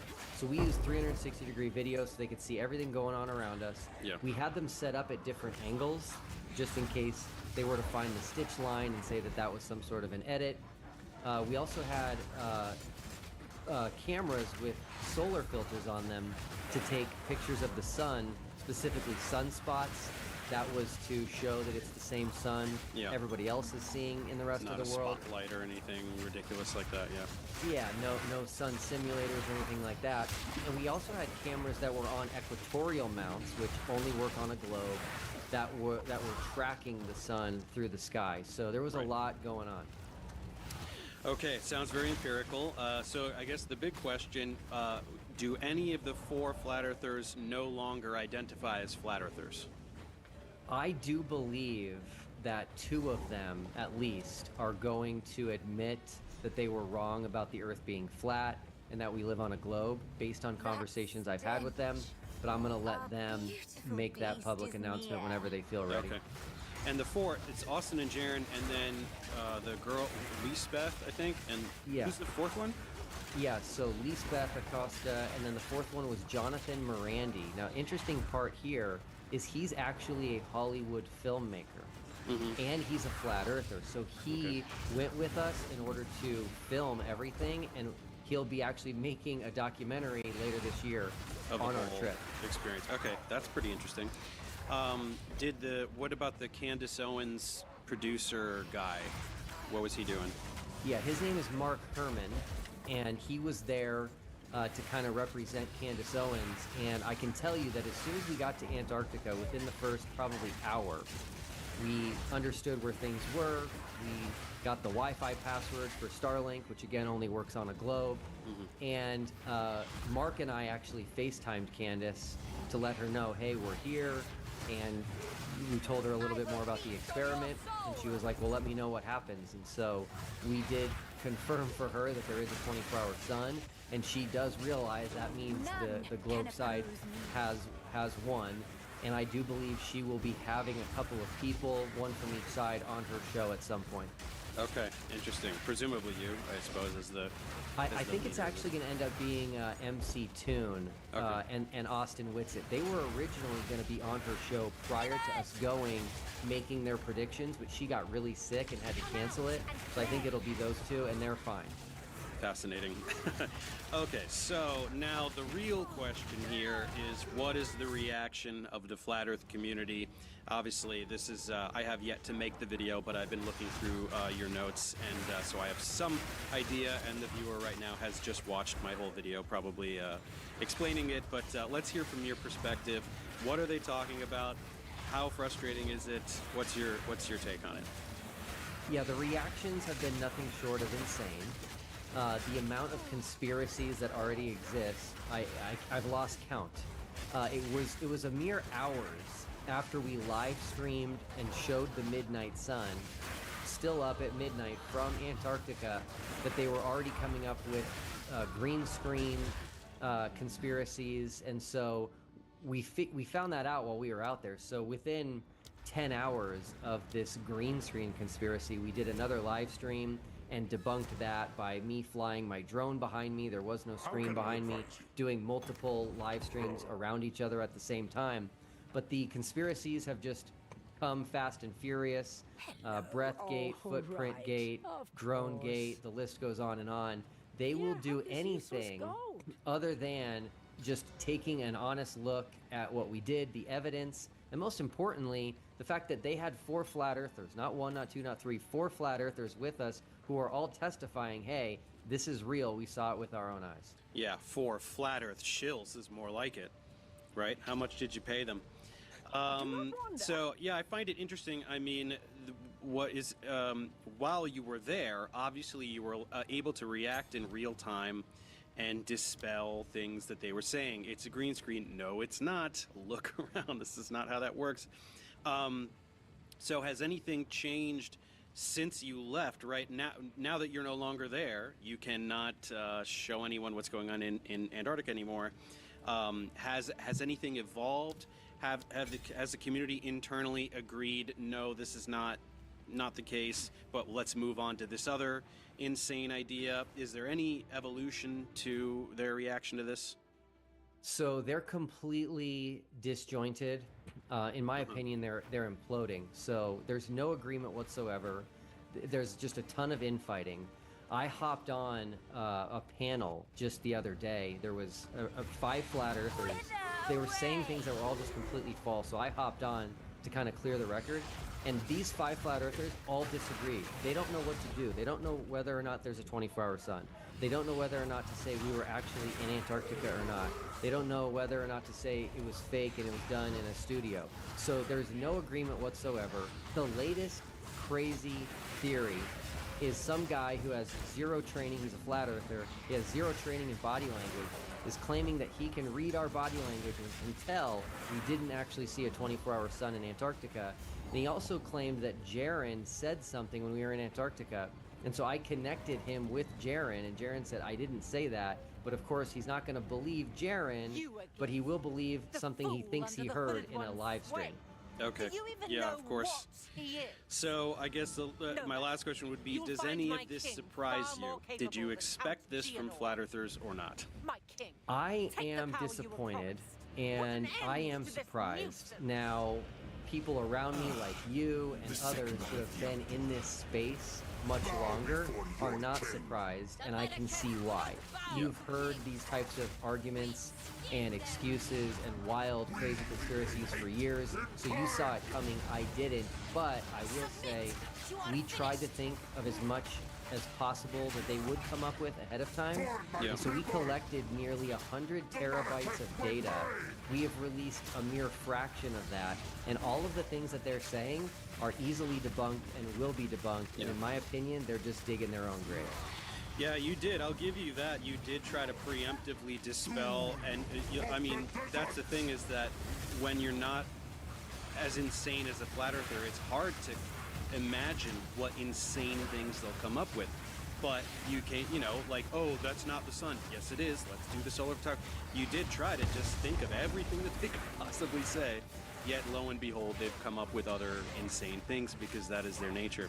I'm not surprised at all, but it is going to be interesting to see what happens moving forward, and like what if they have, new people are going to try to rise up and be, I'm the new leader of the thing and I know what's going on. And it's just the funniest thing in the world to me, and I know that a lot of my viewers also find it extremely humorous. So that's all I can think of, but anything else you want to talk about in terms of what your plans are moving forward, what you're going to do? Yeah, anything else? Yeah, so the most important thing is we are releasing all of the information on all of the experiments that we did on our channel on YouTube, The Final Experiment. There's a playlist called The Final Experiments, plural. That's going to be the most important thing that we are giving back to the world from this entire endeavor. And so the purpose of that is we do not believe that Flat Earth has an answer to any of these. There's going to be 15 videos. They all confirm the globe. And so if you know somebody, a friend or family member who's Flat Earth, share these videos with them. They're very convincing. And if you meet someone who's considering Flat Earth, share these videos with them because they are that powerful and I think will prevent people from believing this myth in the future. Sure. I think that the best we can do here, there are many that are just too far gone, but there are those who run the risk of falling down the pipeline, and we can catch them before they fall. So yeah, you heard it here. If you are fascinated by what went on down there, you can check out the TFE YouTube channel, and there's going to be all those experiments up there if you want to see exactly what went on. And but that's it. Thanks very much for doing this. It's been incredibly hilarious to watch from afar and see what is going on with the Flat Earth community. So yeah, I thank you for it. Appreciate you having me. Well, that about does it. It goes without saying, but nobody alive today is more pathetic than the few remaining Flat Earthers. They will make up absolutely anything, no matter how transparently insane, to cling to their pointless identity. They could be brought up to low Earth orbit to see the Earth from space for themselves, and they would claim that NASA implanted microchips in their eyeballs. Their own God could come down to Earth and personally tell them it's a sphere, and they'd simply remark that the conspiracy goes up even higher than they thought.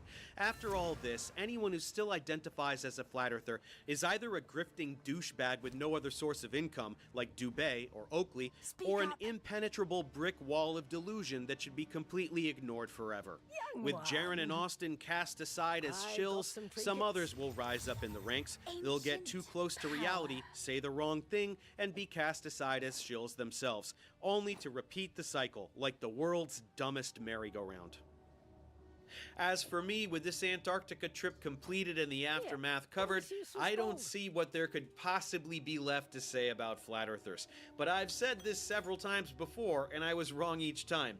So I guess you'll hear from me about these bozos the next time something needs to be said, whenever that may be. Until next time. Nice.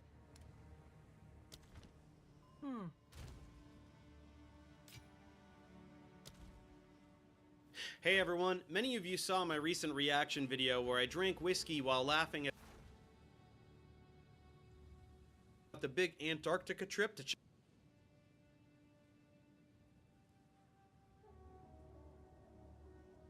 flat. It's showing you. See, here's the problem. On the left is flat. Let me give me a second, then you can go. No, because I've seen you do this, because I watched 2 of your videos, and you say the same crap in every single one. Right. I know what these are. I know what these shapes are. So how do you know what shape the moon is? How do you know that the moon is even a physical object? Because during a new moon, no one sees the moon in the sky. I know your talking points. So the reason, this works because that's not moving.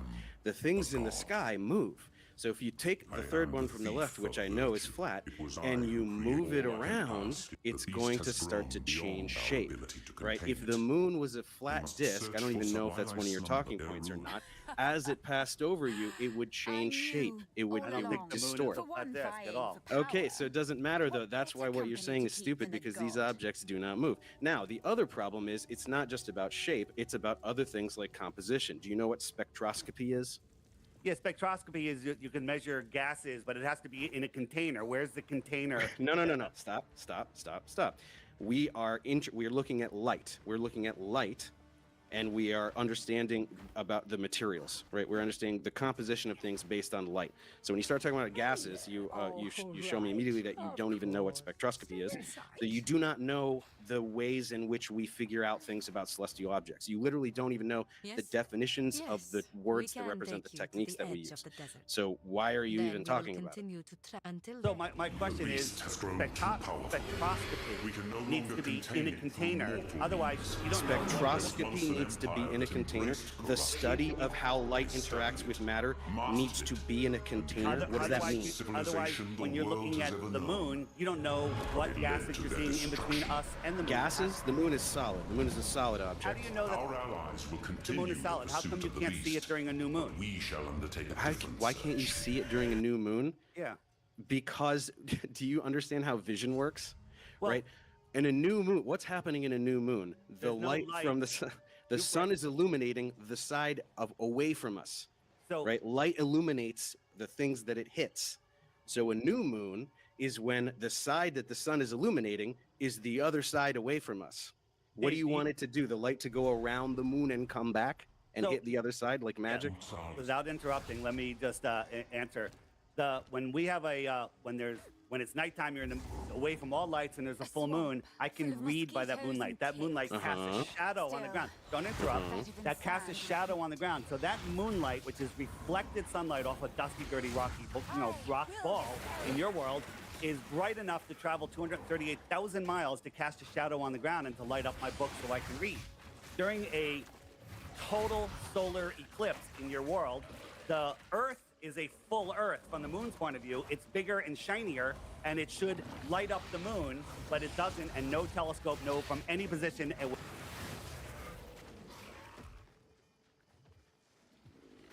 Death and decay.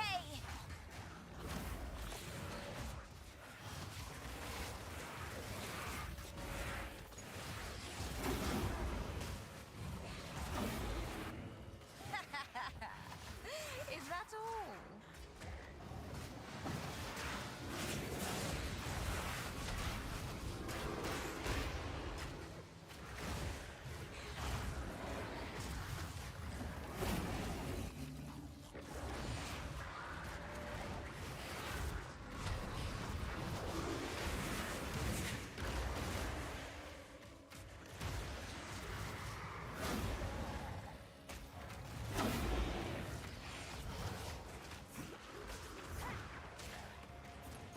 With the infrared or anything has ever seen the moon. Can you think of why? Can you think of why? Can you think of a much, much brighter object that is right there where the moon is? Well, during the corona of the sun, which is thousands of times brighter. What you're doing right now is you're basically saying, I'm going to shine a spotlight directly into your eyes, and then you tell me if you can see a firefly 2 centimeters to the right.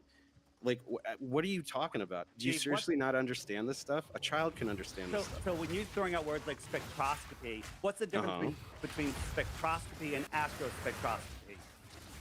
What do you mean, astro? So astro is a prefix that means stars. So if that's even a word, it's spectroscopy pertaining to stars.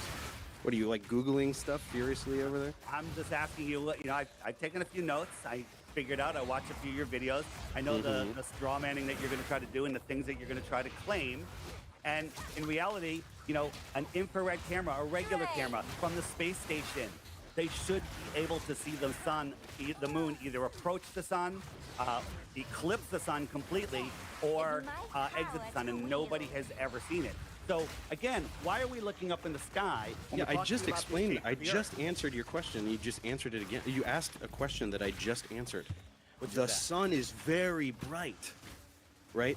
Way, way, way brighter than Earthshine.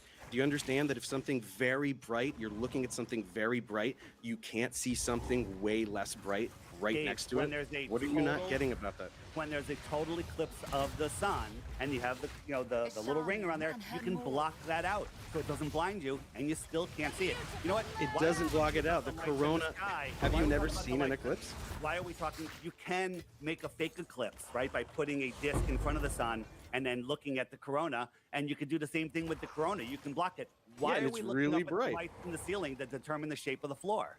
Because it works really well. It's the easiest way to figure out the shape of the Earth is by looking at the celestial objects in the sky and recording their motion. It's very, very easy. 1 second, Ash has said we've got to move on to the next talking point, which is space is not as depicted, displayed in media, movies, etc.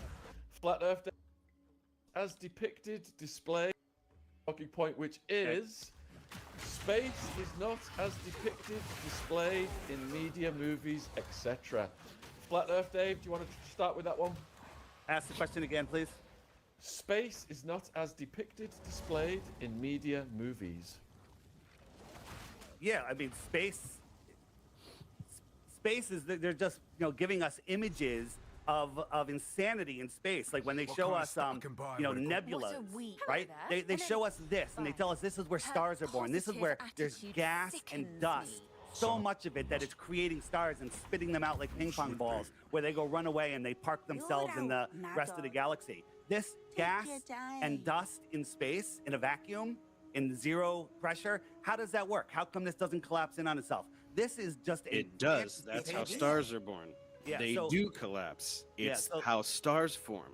Dave, in your world, this is gases are collapsing upon themselves and then igniting themselves in a vacuum, in a vacuum, and then they This is burn no, billions and stop. billions of years. Look, I know that you want to just spew your script without anybody challenging, but you say so many stupid things, script, David. and I'm here to tell you why everything you're saying is stupid. So when you say stars igniting in a vacuum, the reason that's confusing for you is that you think stars are little bonfires. No, Because you're a moron. Because No, you don't understand nuclear fusion. Nuclear fusion is the process by which stars glow. They're not little fireballs. And So you Dave- can learn that by Googling something for 5 seconds, but you don't do it. So Dave, do you believe that all the rocky bits turn into perfect balls, and then all of the gases somehow start getting gravity, and they start pulling it together, and they Start get so getting big? gravity? What do you mean, start getting gravity? How do they grow into stars? How come the dust is accumulating? What's bringing it together? Is somebody Gravity. pushing it up like a snowball? So Gravity. So Yeah. they get something, and it's a tiny bit of gravity pulls in some more dust. It pulls in not dust, it pulls in gases, and somehow it's pulling all of these gases together and turning into a nuclear furnace that burns for billions of years. I'm sorry, that doesn't make any sense. And if you Okay, want to believe that, that's the world. so centuries of brilliant astronomers versus nuh-uh. Is that really all you have? Is the entire field of astronomy and you going, I don't like it. That's dumb. I'm dumb and I don't get it. So astronomy is wrong. That's literally your argument against astronomy right now. You never met these men. You don't know anything about these men other than the stories that the controllers of this world tell you. You know they wrote Aristophanes- books, right? Well, You know so they Arist- wrote books that we can read, and then we base astronomy on that and do astronomy every day, right? Dave, try not to interrupt. Aristophanes figured out the shadow. Eratosthenes figured out the diameter, the circumference of the Earth with the sticks and shadows. But nobody in that area that came out of that other mathematicians never wrote any books about him. They ignored him. They just never mentioned it, and then all of a sudden it shows up in the 1900s in books that go into the that's not education true. system. I mean, if And- you're just gonna lie, then we can just play the lie game. And Dave, what about the fact that proves nothing? It works perfectly on a flat Earth. Sticks and shadows prove the Earth is flat, and it proves it's a globe. But you'd have to assume parallel rays. Listen to this. Aristophanes believed that parallel rays are coming into Earth, right? And no one has ever seen parallel rays coming into Earth. right? When we look, we always see them curved. We always see them crepuscular. But he also believed that the Earth was geocentric and we had an infinitely far sun. And so that sun is orbiting around a minuscule... Far? Well, infinitely far.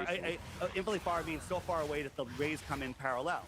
And that's a whole nother problem. But how is a distant sun orbiting around a speck Earth in the middle of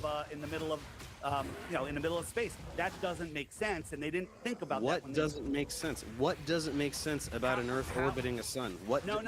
Going, that doesn't make sense. Isn't an argument. Dave, stop being a dick. Listen to what I said. You stop being a dick. Eratosthenes believed that the Earth was geocentric, that the sun orbited us, but the sun was a distant sun. How does a distant, gigantic sun orbit a minuscule speck Earth? Yeah, you have no answer for that. They don't know. It's the ancient Greeks. They didn't know. Now we know, right? We figured out heliocentrism in like the 16th century. So it was like 500 years ago. It's a pretty long time. His story makes no sense. And the other question is, you believe that the sun rays that come in are parallel, right? No, there are rays that are parallel, and then you can point a ray from the edge, one edge of the sun, and the other edge. Look, light is going in all directions, right? The sun is expelling light. They're spherical waves of light, photons in every direction, right? So you can identify parallel rays, and then you can identify one from this edge. And if you want to talk about individual photons, you can draw paths from the edge of the sun going in one direction, the edge of the sun going in the other direction. You're trying to oversimplify things. You're trying to go, oh, it's crepuscular, it's all parallel, and so then this time it works for my talking point, and then another time it doesn't work for my talking point. My point is Aristophanes' story doesn't make any sense with a distant sun orbiting a geocentric Earth. Yeah, if you just say it doesn't make sense and stop talking, I guess. How does a distant sun orbit a geocentric Earth when the Earth is tiny and the sun is gigantic? Well, it doesn't. Long story short, it doesn't. But he was an ancient Greek, and he didn't know heliocentrism. They didn't know when Newton developed Newton's law of universal gravitation. He didn't know why massive objects attract one another, right? He just said, this is what happens, and I have this equation, and we use Newton's equations to do all these incredible calculations that predict the motion of objects on Earth and in space. He didn't know what gravity was. Einstein gave a better explanation. The curvature of space-time are warped around massive objects. We're probably going to get a better model later. Just that we don't know why things happen doesn't mean we can't do science at predictive power. So as it turns out, Eratosthenes and Ptolemy, the Ptolemaic model, was wrong. Heliocentric model is correct. It doesn't matter that they didn't know that part, or that they didn't know why something happens. Do you not understand how science works? So if he was wrong and the Earth and were heliocentric, do you think his experiment proved your globe? Yeah, it did. All of those experiments proved the globe. It just didn't have anything to do with heliocentrism. It proved the Earth is a sphere. Absolutely not, because with a local sun, in like the flat Earth is, we have no shadow here, and we have a shadow here, and then you could do your math and figure out what the sphericity of this flat plane is, right? Okay. So for that to work, how close is the sun? How close is the sun? How close is the sun? Yeah, really close, like right above the clouds, which we'd be able to see if you went up in a plane or a balloon, and it'd be like right there. Huh? Dave, there's tons of videos explaining how the sun is an apparent object, and we all see it in a different position. Oh, there's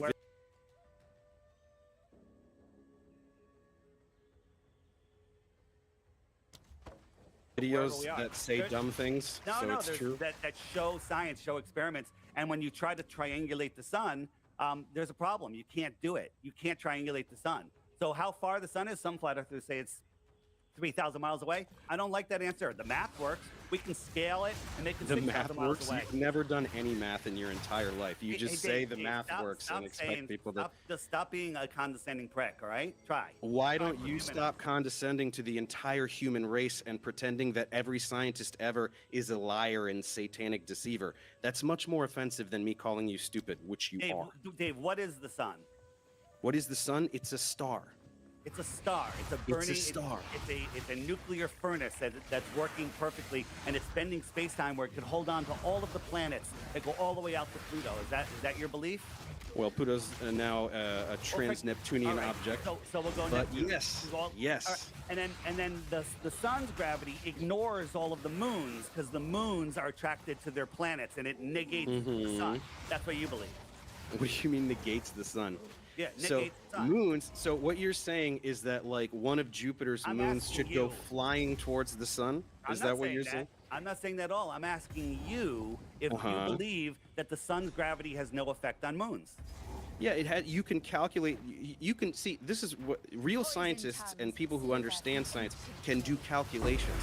So instead of you going, I don't believe it, what you could do is you could take Newton's law of universal gravitation and take a moon, whatever moon, if you want to talk about our moon or one of Mars's or one of Jupiter's or whatever, and you could calculate a number that is the gravitational attraction between the sun and whatever moon you're talking about. And then you could do the same thing for the moon and its parent planet that it is orbiting. Which number do you think is going to be bigger, buddy? Which one do you think is going to be bigger? And so The when we have- planet, the one that it is orbiting When around. we have a planetary alignment where all the planets are lining up, all of that gravity. Hey, hang on. You know what? Listen, I'm Sorry. asking you a question. I would like you to actually just address what I just said, because this is what happens: is I say something, or a flat Earth debunker like myself says something that just annihilates the idiotic thing you just said, and then you just gish gallop to another point. I would like you to admit that what you just said is stupid, based on what I just said. Repeat what you said. I just explained to you why what you said about the sun and the moon is stupid, and you just jumped to another talking point. So you say that the gravity of the planet is holding on to these moons, and it's so much stronger. Let me finish. I'm reiterating what you say to show you how stupid it is. It's holding on to the planets, but the sun's gravity, it can hold on to the planets, hold on to distant planets, but can't affect those moons at all. Can't affect, like I just said, you can do a calculation. Did you want to do the calculation? Do you want to do it together? Do you want to learn something today? It's called Newton's law of universal gravitation. Do you know what is in the denominator? R squared. It drops off, gravity drops off by the square of the distance. So as things get very, very far away, their gravitational influence is dramatically less, exponentially so. So when you have a moon that is right near a planet, the gravitational effect is way more than the faraway sun. Isn't that neat? Isn't that a neat thing that we can do with math and numbers that are real things that scientists do, instead of just going, it doesn't make sense, though. That's dumb. You done? Yeah. What do you got? Do you want to address this thing, or do you want to jump right to another thing? I want to jump to something else, because you say that the sun's gravity that can hold on to Neptune and Pluto can't affect the moon, which is way closer to it, and that the Earth's gravity overwhelms that. That's stupid. That's me saying it. Why? You're the All you're saying is that's stupid. All you're saying is that's stupid. And all Why? you're saying is that it works because I could do math, but it doesn't. It doesn't work. What do you mean it doesn't? Hey, model it. You know about the three-body problem? I'm sure you know about that. Oh, the three-body problem, so we can't do Hey, calculations. Stop being such a condescending prick. We already know. Just talk normal. Have a discussion. Sorry, hang on one second. This is serious. This private chat keeps covering the screen. Can this stop? Why is this doing this? The private chat. Yeah. Like, it shouldn't cover the chat, should it? Just trying to make sure everything's all right. Covering the whole screen. All right. Anyway, hang on. Yes, we're sorting it out. There seems to be a problem with Sean's. I can't hear you, Sean. Oh. Yeah, that's what's going on. I've been watching Sean every now and then, just chatting away, and we've not been hearing him. There's tons of important snippets of information lost forever to the ethers of the internet. How are you guys doing? There's a lot of back and forth, isn't it? It's a very, dare I say it, American debate, isn't it? It's insults and stuff. Well, here's the thing. I would like to get off of the lights in the sky, because I'd rather talk about the shape of the Earth. Because they destroy the flat Earth? Well, you say that, but the lights in the sky have nothing to do with the flat Earth. Okay, so this was my first talking point. Were we going to do the talking points that we prepared? Because my first talking point is about this, and it is an absolute annihilation of flat Earth. That's why you don't want to talk about it.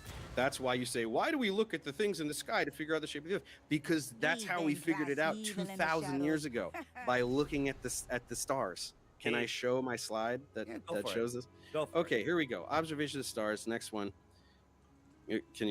You're controlling it, right? Do I just tell you when to go? Okay, so if you're in the northern hemisphere looking at the North Pole, then hang on, all this stuff is covering. I can't even see the text. I think I remember what it says. Anyway, if you're looking at the North Pole in the Northern Hemisphere, the stars rotate counterclockwise. Go to the next one. If you are in the Southern Hemisphere looking at the South Pole, the stars rotate clockwise. Next one. How does this make sense on a flat Earth? Sorry, this is a screenshot from one of my videos. So in the video, they're rotating in different directions. Why would two people on a flat pizza land look at the sky and see a sky that is rotating in different ways? Next one. And furthermore, why can't we all see the same stars? There are stars that you can only see in the northern towards the Northern Hemisphere, and stars you can only see in the Southern Hemisphere. Next one. On a globe, this makes perfect sense. If you're in the Northern Hemisphere looking at the North Pole, east is to your right. If you are in the Southern Hemisphere looking at the South Pole, east is to your left. Next one. And the reason we can't see certain stars is because you can't see through the Earth. Next one. That's why in the Northern Hemisphere we can't see the Southern Cross. That's why in the Southern Hemisphere we can't see Polaris. Next one. Almost done. Quick one here.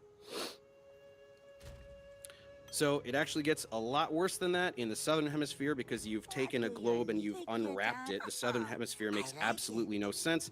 People in the Southern Hemisphere who are all looking at the Southern Cross are somehow supposed to be, we're believing that they're all looking in completely different directions and seeing the same object often at the same time. Next one. Go to the next slide.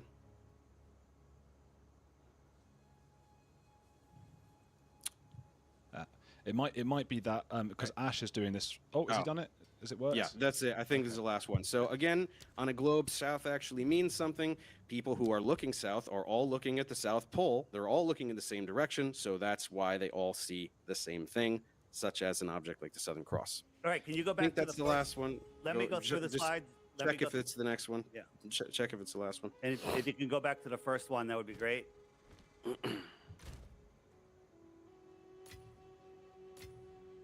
So in your world, we have people standing upside down, and you're assuming hemispheres on a sphere. What do you mean upside down? What do you mean upside down? What does that mean? Compare their feet are antipodal to my feet. People in the south. Okay, so yours are upside down compared to them. What's the difference? What's down on a globe? I'm not saying. I'm just saying people are upside down to each other halfway across the world. So if we can go back to the original slide so I can remember all the points he made so I can address them, that would be fantastic. I think the issue is that Ash, the producer, is having some issues with his internet and isn't able to do it. Sorry about this, guys. We're usually quite good with the tech and everything. So yeah, I'll try to. I can tell you the points again. I'd rather just see the points rather than hear you say them again. Okay. If I don't know, he can't change it back. I don't think so. He's in the Philippines or something mad like that. So he's having some difficulties with it. And I think Sean is as well. Good thing I'm here, saving the day. Okay, look, it was that in the Northern Hemisphere, the celestial sphere rotates counterclockwise. In the Southern Hemisphere, it rotates clockwise. And we can't see certain stars. You don't have to do the whole presentation. You can just remind me. That was it. Go ahead. So no matter where you are in the world, all of the stars, all the lights in the sky, from the things that we call planets, wandering stars, sun and moon, they all rise in the east, set in the west. If I'm standing on a flat Earth looking out to the south, the stars are coming from my left. If I'm standing in the north looking at the north, the stars are coming from my right. That explains the opposite direction. No, you just explained the globe model. You didn't explain anything. You don't understand. On the flat Earth, how do people see the sky rotating in different directions? Because explain you're that. Facing in different directions, David. What do you mean facing in different directions? I will explain. If I wait, hang on. Speaking of facing in different directions, Flat Earth Dave, because we've changed the angles a bit, you're a bit off the screen. There, that's it. You look I good got now. it. It would be better if you can make me widescreen so I can show what I'm showing. But okay, well there you go. And I'll just say, Sean's just saying that his thing is freezing, so I guess he'll be back when he can. But for now, you keep going. So on a flat Earth, if we have a flat Earth, north is to the center, south is every direction away from the center. So if the stars are going this way from my right shoulder to left shoulder, I'm looking at the North Star, they're going one way. When I turn around and I look at the south away from the center, they're coming from my left shoulder to my right shoulder. They just change directions. Okay, there's no argument there. There's nothing to argue. That we're Okay, now do clockwise and counterclockwise, Well, it because doesn't that's matter. really what we're talking about. What do you mean it doesn't matter? Again, You're David, talking about a direction. I'm talking about clockwise versus counterclockwise And- when you're looking at the and Dave, poles. the optics The of poles. the sky. Yeah. Huh? Well, you say the poles. So getting back to your point where you have somebody in Santiago, somebody in Johannesburg, and somebody in Australia, when they see the Southern Cross, well, they don't see it at the same time. They see it 12 hours apart from Santiago. They don't see it at the same time, so people looking south can't see the night sky at the same time? David, if you understand what the flat Earth model is, if somebody's in Santiago, You don't have a model. listen. Yeah? Stop being a dick. Okay. You stop being a dick. if some- Your entire existence is being a dick to Hey. all of science. So stop telling me to stop being a dick. Keep going. Mhm. So somebody's in Santiago and it's midnight. They're looking at the Southern Cross. Well, somebody in Australia that's looking south, they're looking at the noon sun. You tell me how they Noon can see the sun? star- the How noon many? sun. How many time zones apart are they? Are they 12 time zones apart? Well, at noon, close to noon, right? Okay, no, first of all, not close to noon, but it doesn't matter. How about you go 4 hours apart? Why don't you go 4 time zones apart? They should still be looking in completely different directions. 12 midnight, 4 a.m., night sky, both looking south, both can see the Southern Cross. On your pizza world should be looking in completely different directions. Explain that. Dave, when the only time that can happen is in Johannesburg and Santiago, and if you add magnetic declination in there, they're both looking in the same direction. Magnetic declination? Yeah. So you think just saying the word magnet is going to be an argument here that's going to work for you? Look up the magnetic declinations of those areas. You don't know what direction you're facing, right? There's certain areas of Antarctica that the magnetic declination is 170 degrees. So when your compass says north is that way, it's 170 degrees the other way, according to, NOAA or whoever's in charge of that, right? Look, you can dress it up however you want. We're talking about looking this way and looking that way, and they see the same thing. And you're fixating on Santiago and Johannesburg because you think that they're far enough apart that they're not going to both be nighttime. I'm telling you, you can go any distance apart. Just go from Perth to Sydney, right? That's far enough apart that if you're both looking directly south, you're looking in different directions, and you can see the same thing. You cannot explain that. That's why you're trying to throw out jargon to confuse people. I'm not trying to throw out jargon to confuse people, David. That's exactly what you're doing. When you're looking towards the same area. You're looking towards the same area. But on your pizza world, south is a different direction for every longitude line. Do you not understand that? On your pizza land, right, you have all these longitude lines. Directly south is towards your magic ice wall. Everybody looking south is looking in a different direction. Magic ice wall. Yeah.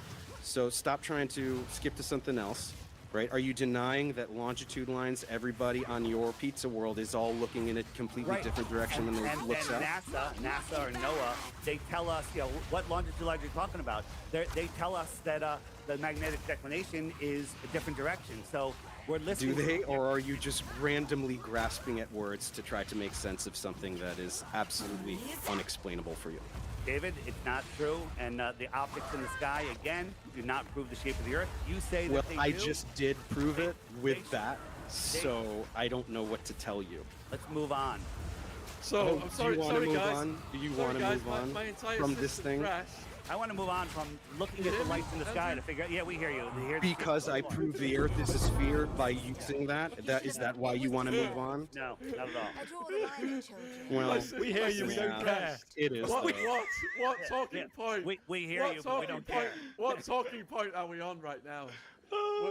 I just finished proving the Earth is a sphere by looking at stars, something that we've been doing for thousands of years. Yeah, so says you. Yeah, and everybody who's ever lived. So NASA isn't gonna really help you with that one. Sorry, buddy. They started in the 1950s. All right, so we've got a talking point from Dave, which is the Bible has 200 references to the flat Earth. Every major ancient civilization cosmology depicts the Earth as flat. That's from me or from Dave? That is I would from never say you, that. I think. That's not from me. That's not from me. It's from Ash. It's from Ash. Yeah, I mean, if you're a Bible believer, from page 1 in the Bible, it says God separated the waters from the waters and created the firmament. That's all interesting. but you know, I don't use the Bible as science because science will show us on a ball Earth, Dave. Yep. You have to have a physical horizon, right? If my fingernail is a boat, as it goes away, it disappears below a physical horizon, and zooming in will not bring it back. However, we can see too far. They say the ball is 24,901 miles around, but we can see things that are way, way, way farther. And with infrared now, we're seeing things 500 to 1,000 miles away. The amount of curvature. You're not. I know, yeah, we You're are. not. Go look at Jay Tolan Media's channel. It's Go amazing. look at some lies that a flat earther said. That is real evidence. No, it's sure. it's Dave. It's well documented. You haven't looked at it. And then when you say the curvature formula is a parabola, I absolutely agree. It is over 1,000 miles. It gets off a little bit, but anything under 1,000 miles, all three formulas come within a very close proximity of each other. Yeah, right? but the problem is you can't do math, so you just do the math wrong. Well, you just say that, but if you look at all of the curvature formulas under 1,000 miles, it's perfectly accurate. And then you think that we're spinning at 1,000 miles an hour and we don't feel it, and we're changing, you know, we're changing directions. How is that possible? How about when the Earth comes around comes around towards the sun in the winter, in our northern winter, it's speeding up and taking its sharpest turn, and then we don't feel any of those forces? It's sharpest turn. Okay, so this one's really hilarious to me. So the sun goes around the Earth, or sorry, the Earth goes around the sun in how long? How long does it take? A year. A year, right? So why don't you go ahead and get in a car and do a 360 turn and make it take a year? Are you going to feel that? So you have Steve, that's not a Let's fair... break it down. 360 degrees, 365 days. It's about a degree a year, right? Why don't you get in a car and drive for 24 hours, and over 24 hours, veer by 1 degree? Are you going to feel that? That would be equivalent to this. People say, "Oh, I'm just trying to think of the easiest way." I'm just trying to think of something to say that will make sense. Stop being a dick, right? If you're, imagine you want to compare that. Man. If you want to compare that to reality, imagine you're in an airplane where you remove the outer shell of the airplane, you double the speed of the airplane, and you nosedive 2 miles a minute. Okay, and that just to follow the curve of the Earth. That's the speed that the Earth is curving. And when something's moving and it's curving, that's acceleration. Okay? So big words. Just as acceleration's a big word. Well, when it is for you because you're not using it properly. So, acceleration is rate of change in velocity. So you're using it like it's velocity. When you change so off you don't of know your what vector, acceleration when means. you change off of your vector, that force is equal to acceleration. Okay? Yeah, but I just told you, right? It takes a year to go around the sun. What? How much are you feeling? Do you want to calculate it? Should we calculate it together? I'm talking about the spin of the Earth. The Okay. spin of the Earth. The spin of the Earth, right? You're The dropping spin of the Earth is constant. 2 miles We do a not minute. feel. You're falling, like if you take a point in space and you go for an hour, you're falling at the same rate as a skydiver free falling. Okay? That's ridiculous. Right? You are curving off of your line of your trajectory. This one I think I figured out, and I think this one is genuine confusion on your part. So I don't want to hold this one against you as much as other lies you tell, which are just blatant lies. This one is just you not understanding. You're trying to compare motion within the atmosphere of the Earth. So you're like, oh my gosh, something going through the atmosphere so fast and it's crazy and we feel it, versus motion in frictionless space. Do you not understand that that's not the same thing, right? The atmosphere on Earth is very thick. There's a lot of friction, right? So when you try to move through air, there's friction, and you feel it. It doesn't matter. What do you mean it doesn't matter? That air is spinning with the Earth, which you have to believe in your model.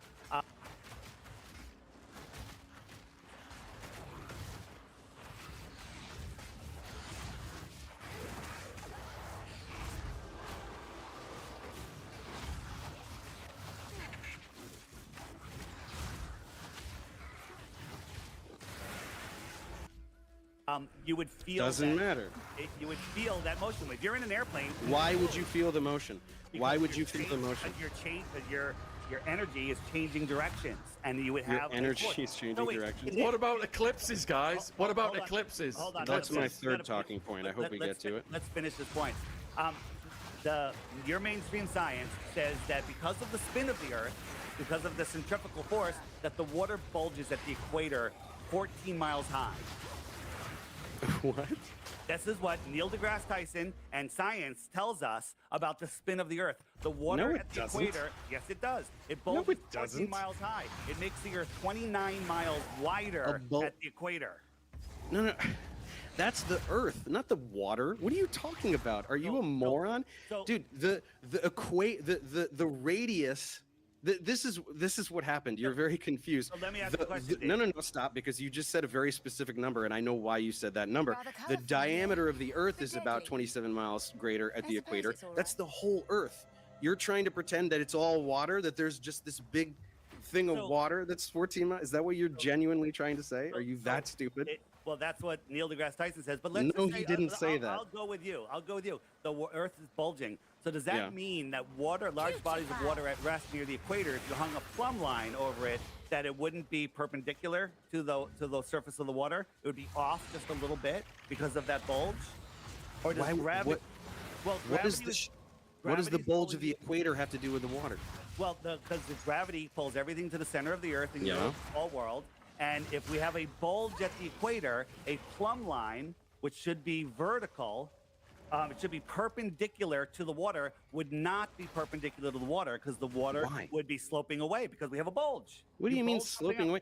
Okay, a bulge isn't. First of all, as I just said, this has nothing to do with the water. It's the shape of the Earth itself. So you're just completely wrong anyway.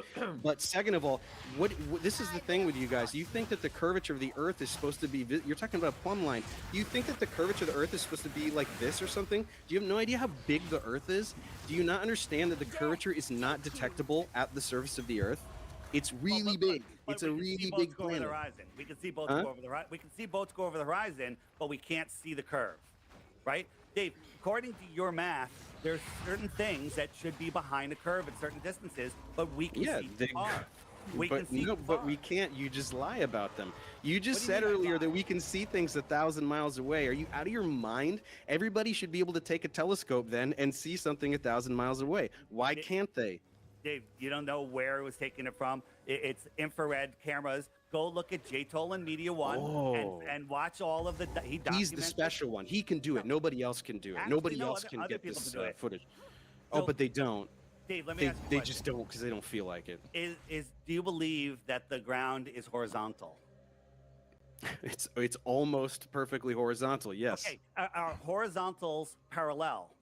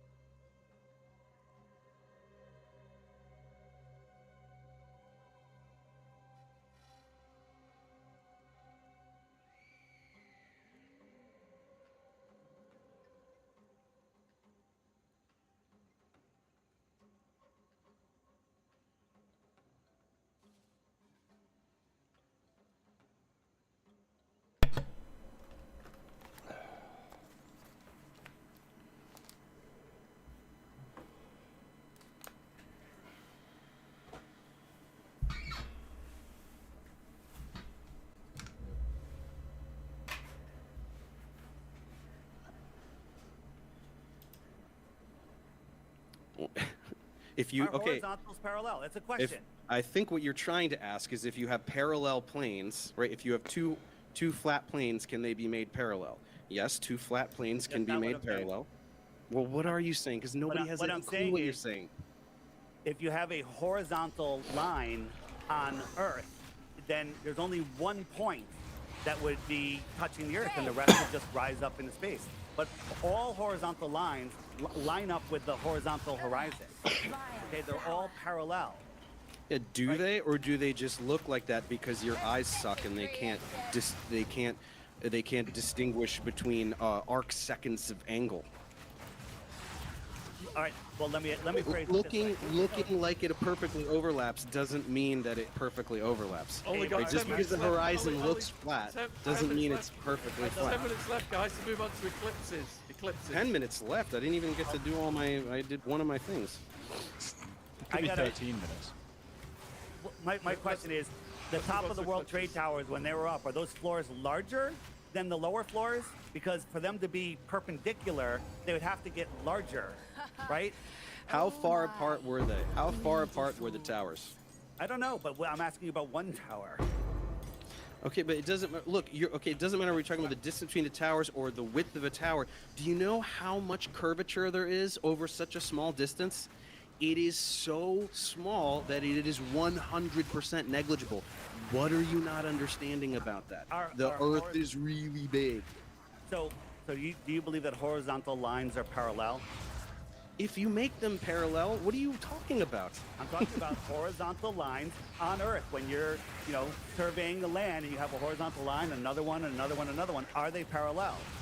If you make them parallel, they're not lines, right? They're not actual lines. Do you know that lines are just approximations? Right, we can draw lines, we can graph lines and do math in perfect Euclidean geometry. The Earth has a spherical surface. So yeah, we can go, that's a line and that's a line, and if we're just looking at less than a mile, yeah, it looks really straight. But it's not, because the Earth is a sphere. So you're not comprehending scale. That's the problem. Has anybody measured curvature in large body of water at rest? Large body of water needs a container to hold it in place. And has anyone measured any curvature on rest? Bro, I can show curvature in a container right now. So can you. You can do this for yourself. Get a cup, or better yet, get a test tube and put some water in a test tube. Literally, just put water in a test tube. It's the simplest experiment you could imagine. The water's going to be curved in a convex fashion because there's a meniscus caused by surface tension.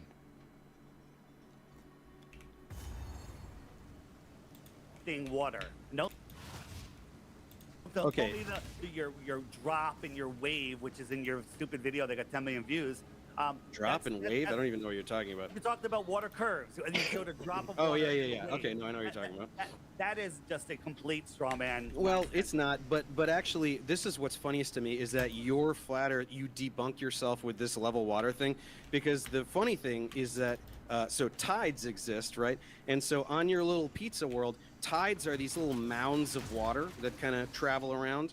I don't really know how else you're going to explain this, but right, tides exist, right? Yeah, they do, but they don't correlate to the sun and the moon. There's stop. No sun and the moon. No sun and moon. There are the water levels go up and down, right? And in different places, not everywhere at the same time, right? Yeah, so on your little pizza world, you've got a little hold on. You've got a little mound of water that's just kind of traveling around. So I'm sorry, but water isn't level on your pizza world either. Steve, what causes your high tide? The moon? What causes tides? The moon and, well, there's solar tides and there's lunar tides. Right. And so when there's a new moon, which means the sun and the moon are on the same side of the Earth, the tide should be bigger, but there's not. There's bigger tides when they're opposing. No, it is. No, they're not. No, it is. You're absolutely wrong. No, I'm not. And you can Google it right now. What are you talking about? When the solar and lunar tides align, that's the highest tide. Right, guys. You're just saying it's not because you're just lying. I'm being pushed by Ash to move on to day/night regions of illumination. Okay. Right, what does that mean? Oh well, that's my second thing. I can try. I'll do it super fast. I'll do it as fast as possible. Go on. I was fond of it. Do you need him to put the thing up? Yeah. Yeah, he might not be able to do that. You know. Sean, what are you thinking? The system has crashed. That's why I got kicked off. I mean, I can try to. I mean, you kind of need the visual, but I mean, I'll wing it if you guys want. Please wing We're not going to get the slides. Okay, so. So this is the funny thing about your pizza world is that in the northern hemisphere things are kind of okay, not really, but in the southern hemisphere it all goes to crap. And so to try to explain night and day and seasons, which you absolutely cannot do, you try to make the sun go way out towards the bottom, and you think that works because it makes it the longer nights, right, up in the north. But the problem is in the southern hemisphere, everything is terrible because you've got the sun way out towards the edge, and therefore it shouldn't be able to illuminate very much of the Earth. But in the southern hemisphere, in like December and January, you've got regions like towards the southern ends of those continents that are almost day almost all day. So you've got 19, 20 hours of daylight. So you've got this sun that's traveling around way out towards the edge, because this is how you like to do it. And it is somehow illuminating almost all of the outer regions of your pizza world, and yet it is somehow not illuminating the center because areas towards the North Pole have 24 hours of night at that time. So unfortunately, you can't do the like Antarctica isn't real, so the South Pole, that's not a thing. These are places where people live. Antarctica is not real. We don't say that at all. You say no, you say the South Pole isn't real. We don't. Even though there's people who go there and work there. And people work at the South Pole. Yeah. Yeah, prove it. Okay. So you can get a job there. Did you know that civilians can get jobs? So the way it works. You should apply for one. I think that'd be a cool video for you to do. Dave, on your upside down world, on your ball world, in the north, Norway and northern Alaska, we have the 24-hour sun in June. Okay, and we see the sun, and it's been filmed by millions of people, and you can watch the sun circle around. Makes perfect sense on a ball. Makes perfect sense on flat Earth. We're on the same page there. But 12 months, Yeah, 6 months later. 6 months later, at equal southern latitudes, you should see the same. But there's no video of the. No, you don't. There's no video of the 24-hour sun. There's 3 or 4 fake videos, clearly fake, taken apart. I'm talking, right? I didn't interrupt you. And there's no 24-hour sun. The sun, Antarctica, away from you. It comes towards you and it goes away. Okay. Unlike the Arctic, where it's circling around. I'm still talking. Okay. And there's no 24 hours of daylight. But if you add a dome in there, and again, we're looking at the lights in the sky, which is something that doesn't prove either. When you bring the sun closer to the dome, it wraps around. And we could show you this, get a dome, get a glass, move the light, and you'll see that the light wraps around, and that's exactly what we see in Antarctica. Okay, so I know that you can do your fun little middle school science project where you have a little, serving tray thing and you make a flashlight do funny things, but you cannot make it actually. So this is why you have your dumb little app, your little thing in your sun and stuff. It doesn't actually show the regions of actual daylight and nighttime. It just shows like a little cartoon. You don't actually see, it doesn't actually do these patterns. So when you're called out on this, instead of going, oh, my app shows the actual patterns and this crazy arc that would make sense. So first of all, I'm sorry, even though there are videos at the South Pole, I'm sorry that Antarctica is not where a bunch of people live. So we don't have all of these videos like we do way up towards the North Pole. But again, as I said, the way southern region of Argentina, like I did in my video, Ushuaia or whatever it's called. Which cartoon do you like the best showing Antarctica? What do you mean, which cartoon? Which cartoon? There's no pictures of Antarctica from space. Okay, well there are, so that's really dumb. But let me continue demolishing. Okay, stop. I'm going to continue demolishing the idiotic thing you just said earlier. So you can do your little thing. Flat Earthers love to do their little middle school science projects. So okay, you've got the thing and blah blah blah. So why can't your Flat Earth app do it? Why can't you actually show the regions of day and night? Why can't you look at that and go, yeah, look at that. I see the light illuminating this part of the Flat Earth. Right, and I can see that we have 20 hours of sunlight in southern Argentina, and I can see that you just have a little cartoon doing nonsense, and then all of your idiot people who buy that thing, they're not like, oh, that looks cool, and they don't actually look at what it does at all, right? Why can't you have it show that, right? It shows pretty accurately the amount of day and night, but I can't No, it show it. doesn't. Well, I can't show it because the farther, if on the latitude line that you're on, it's different where you are. So I have to kind of blend them together. It's just a tool to show The amount how- of day and night depends. The amount of day and night that objectively happens in a place depends on your latitude. Absolutely, 100% on your ball too. When I'm in the north, you know, I don't in think the you winter, understand. it- I don't no, think no, you understand what I just said. No, you don't understand what I just said. No, I definitely know that you're not saying anything. I'm saying that in that town in Argentina, there is an objective time where the sun rises and sets, Yeah, and but where you are doesn't change that. There's no place that you have 17 hours of sun. You have daylight. Daylight is the illumination of the sky. It's not the sun. From the sun. No, the sun is... You're saying that daylight is not from the sun? Absolutely. So if the sun Where is it rises- from? If the sun What's rises making on- the sunlight then? No. The sun is lighting up the sky. It's like a Uh-huh. photographer. You have your main light, and then you have your backlight. The sky is the daylight. When the sun is on the east side of your house, right on the horizon, go to the back side of your house. You can read the newspaper. Well, where's that? That sunlight's not. What's it going through your house? It's lighting up the sky. It's That's- scattered by atmospheric particles. That's what It's you still say. sunlight. Yeah. Well, that's what you say to say a Well, thing well, that Dave, explains how why what come- I just said how is come- stupid, and I have how no come- way to combat it. How come nobody has filmed the 24-hour sun in Antarctica? They have. You just say it's a lie. No, They no, have, and bring you it, just go, bring it. "Oh, that's fake." No, we don't. We don't just go over that fake. We show But guess you how what? it's fake. That's why in my video I don't talk about Antarctica, because you just say it's fake. That's why I picked southern Argentina, because people live there and they have 19 hours of daylight, and you can't explain it because it's this I did huge. explain it. You can't No, you didn't. understand You it. just said there's a glass thing in the flashlight. You're just doing a middle school science project. You're not actually explaining anything. You're just going, "Oh, I did a thing in my living room, so all of science is wrong." That's what you're doing. You don't. The globe. I wish I had this slide because the globe. Dave, the objects in the sky are no way to prove the shape of the Earth. You can. Well, they are. Yeah. Well. And that's I in just your did it world. twice. Yeah.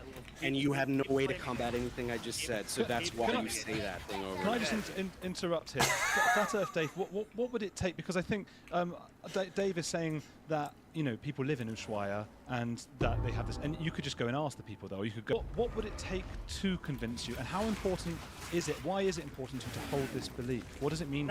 It's not important to hold the belief. I'm looking for the truth. And if the globe was true, then when in Antarctica in December, you should be able to see the sun circle all the way around without dropping. And you do. You can. Dave, I've seen no, loads of documentaries where that happens. You can. You cannot see it. It's absolutely untrue. And we show the best one that they have. They show it 24 hours of the sun going around, and when it comes around, not only is it the same clouds, the sun is in a completely different position, like months different position. So it's all camera trickery, and it's provable. It's not just us saying it. So when you watch No, it, it you're is like, just "Oh, you saying it. Yeah, well, not true. And do some research, Yeah. Dave, and then get out of your little ball model, and you'll see. We don't live upside down on a space ball flying through an empty Down space. is towards the center of the earth. Nobody is upside down. That's one of the dumbest things you morons say. Down is towards the center of the earth. Nobody is upside So down. on your world, there's people upside down relative to me. And you're upside down relative to them. It's a Yeah, sphere. Who cares? Good luck with that. Your response to basic shapes is good luck with that. Yeah. Are you 5 years old? You have the intellect of a 5-year-old. You can't understand, like, little Dave, kids understand this stuff. You know I that? just want to say that you're more of a condescending prick than I thought. I wouldn't say you're more than anything I thought. I know what you are, but I'm sorry, again, to reiterate for the third time, your entire identity is based on the idea that all the scientists in the entire world are lying deceivers. So absolutely not you're true. a condescending that's what you douchebag. said. And me calling you stupid, which you are, does not hold a candle to All right, what John. you are. That's what he claims. I don't believe that. And Wait, that's what you're I've got another question for other Dave, Oh. Professor Dave. Just so obviously I can see. I mean, it means a lot to you as on the other side, of course. Why does it annoy you so much, the flat Earth stuff? Because it's so. I mean, first of all, a lot of what I do. I mean, I do mainly academic tutorials, but I also address misinformation. I'm very passionate about public science literacy and science denial. and flat Earth is the bottom of the barrel. So I go after like anti-vaxxers and stuff like that, and that is a little more sophisticated, and you have to actually understand a little bit of biochemistry, a little bit of immunology, and things like that. Flat Earth is the only one. I just proved the Earth is a sphere multiple times in this exchange based on looking at things in the sky and thinking.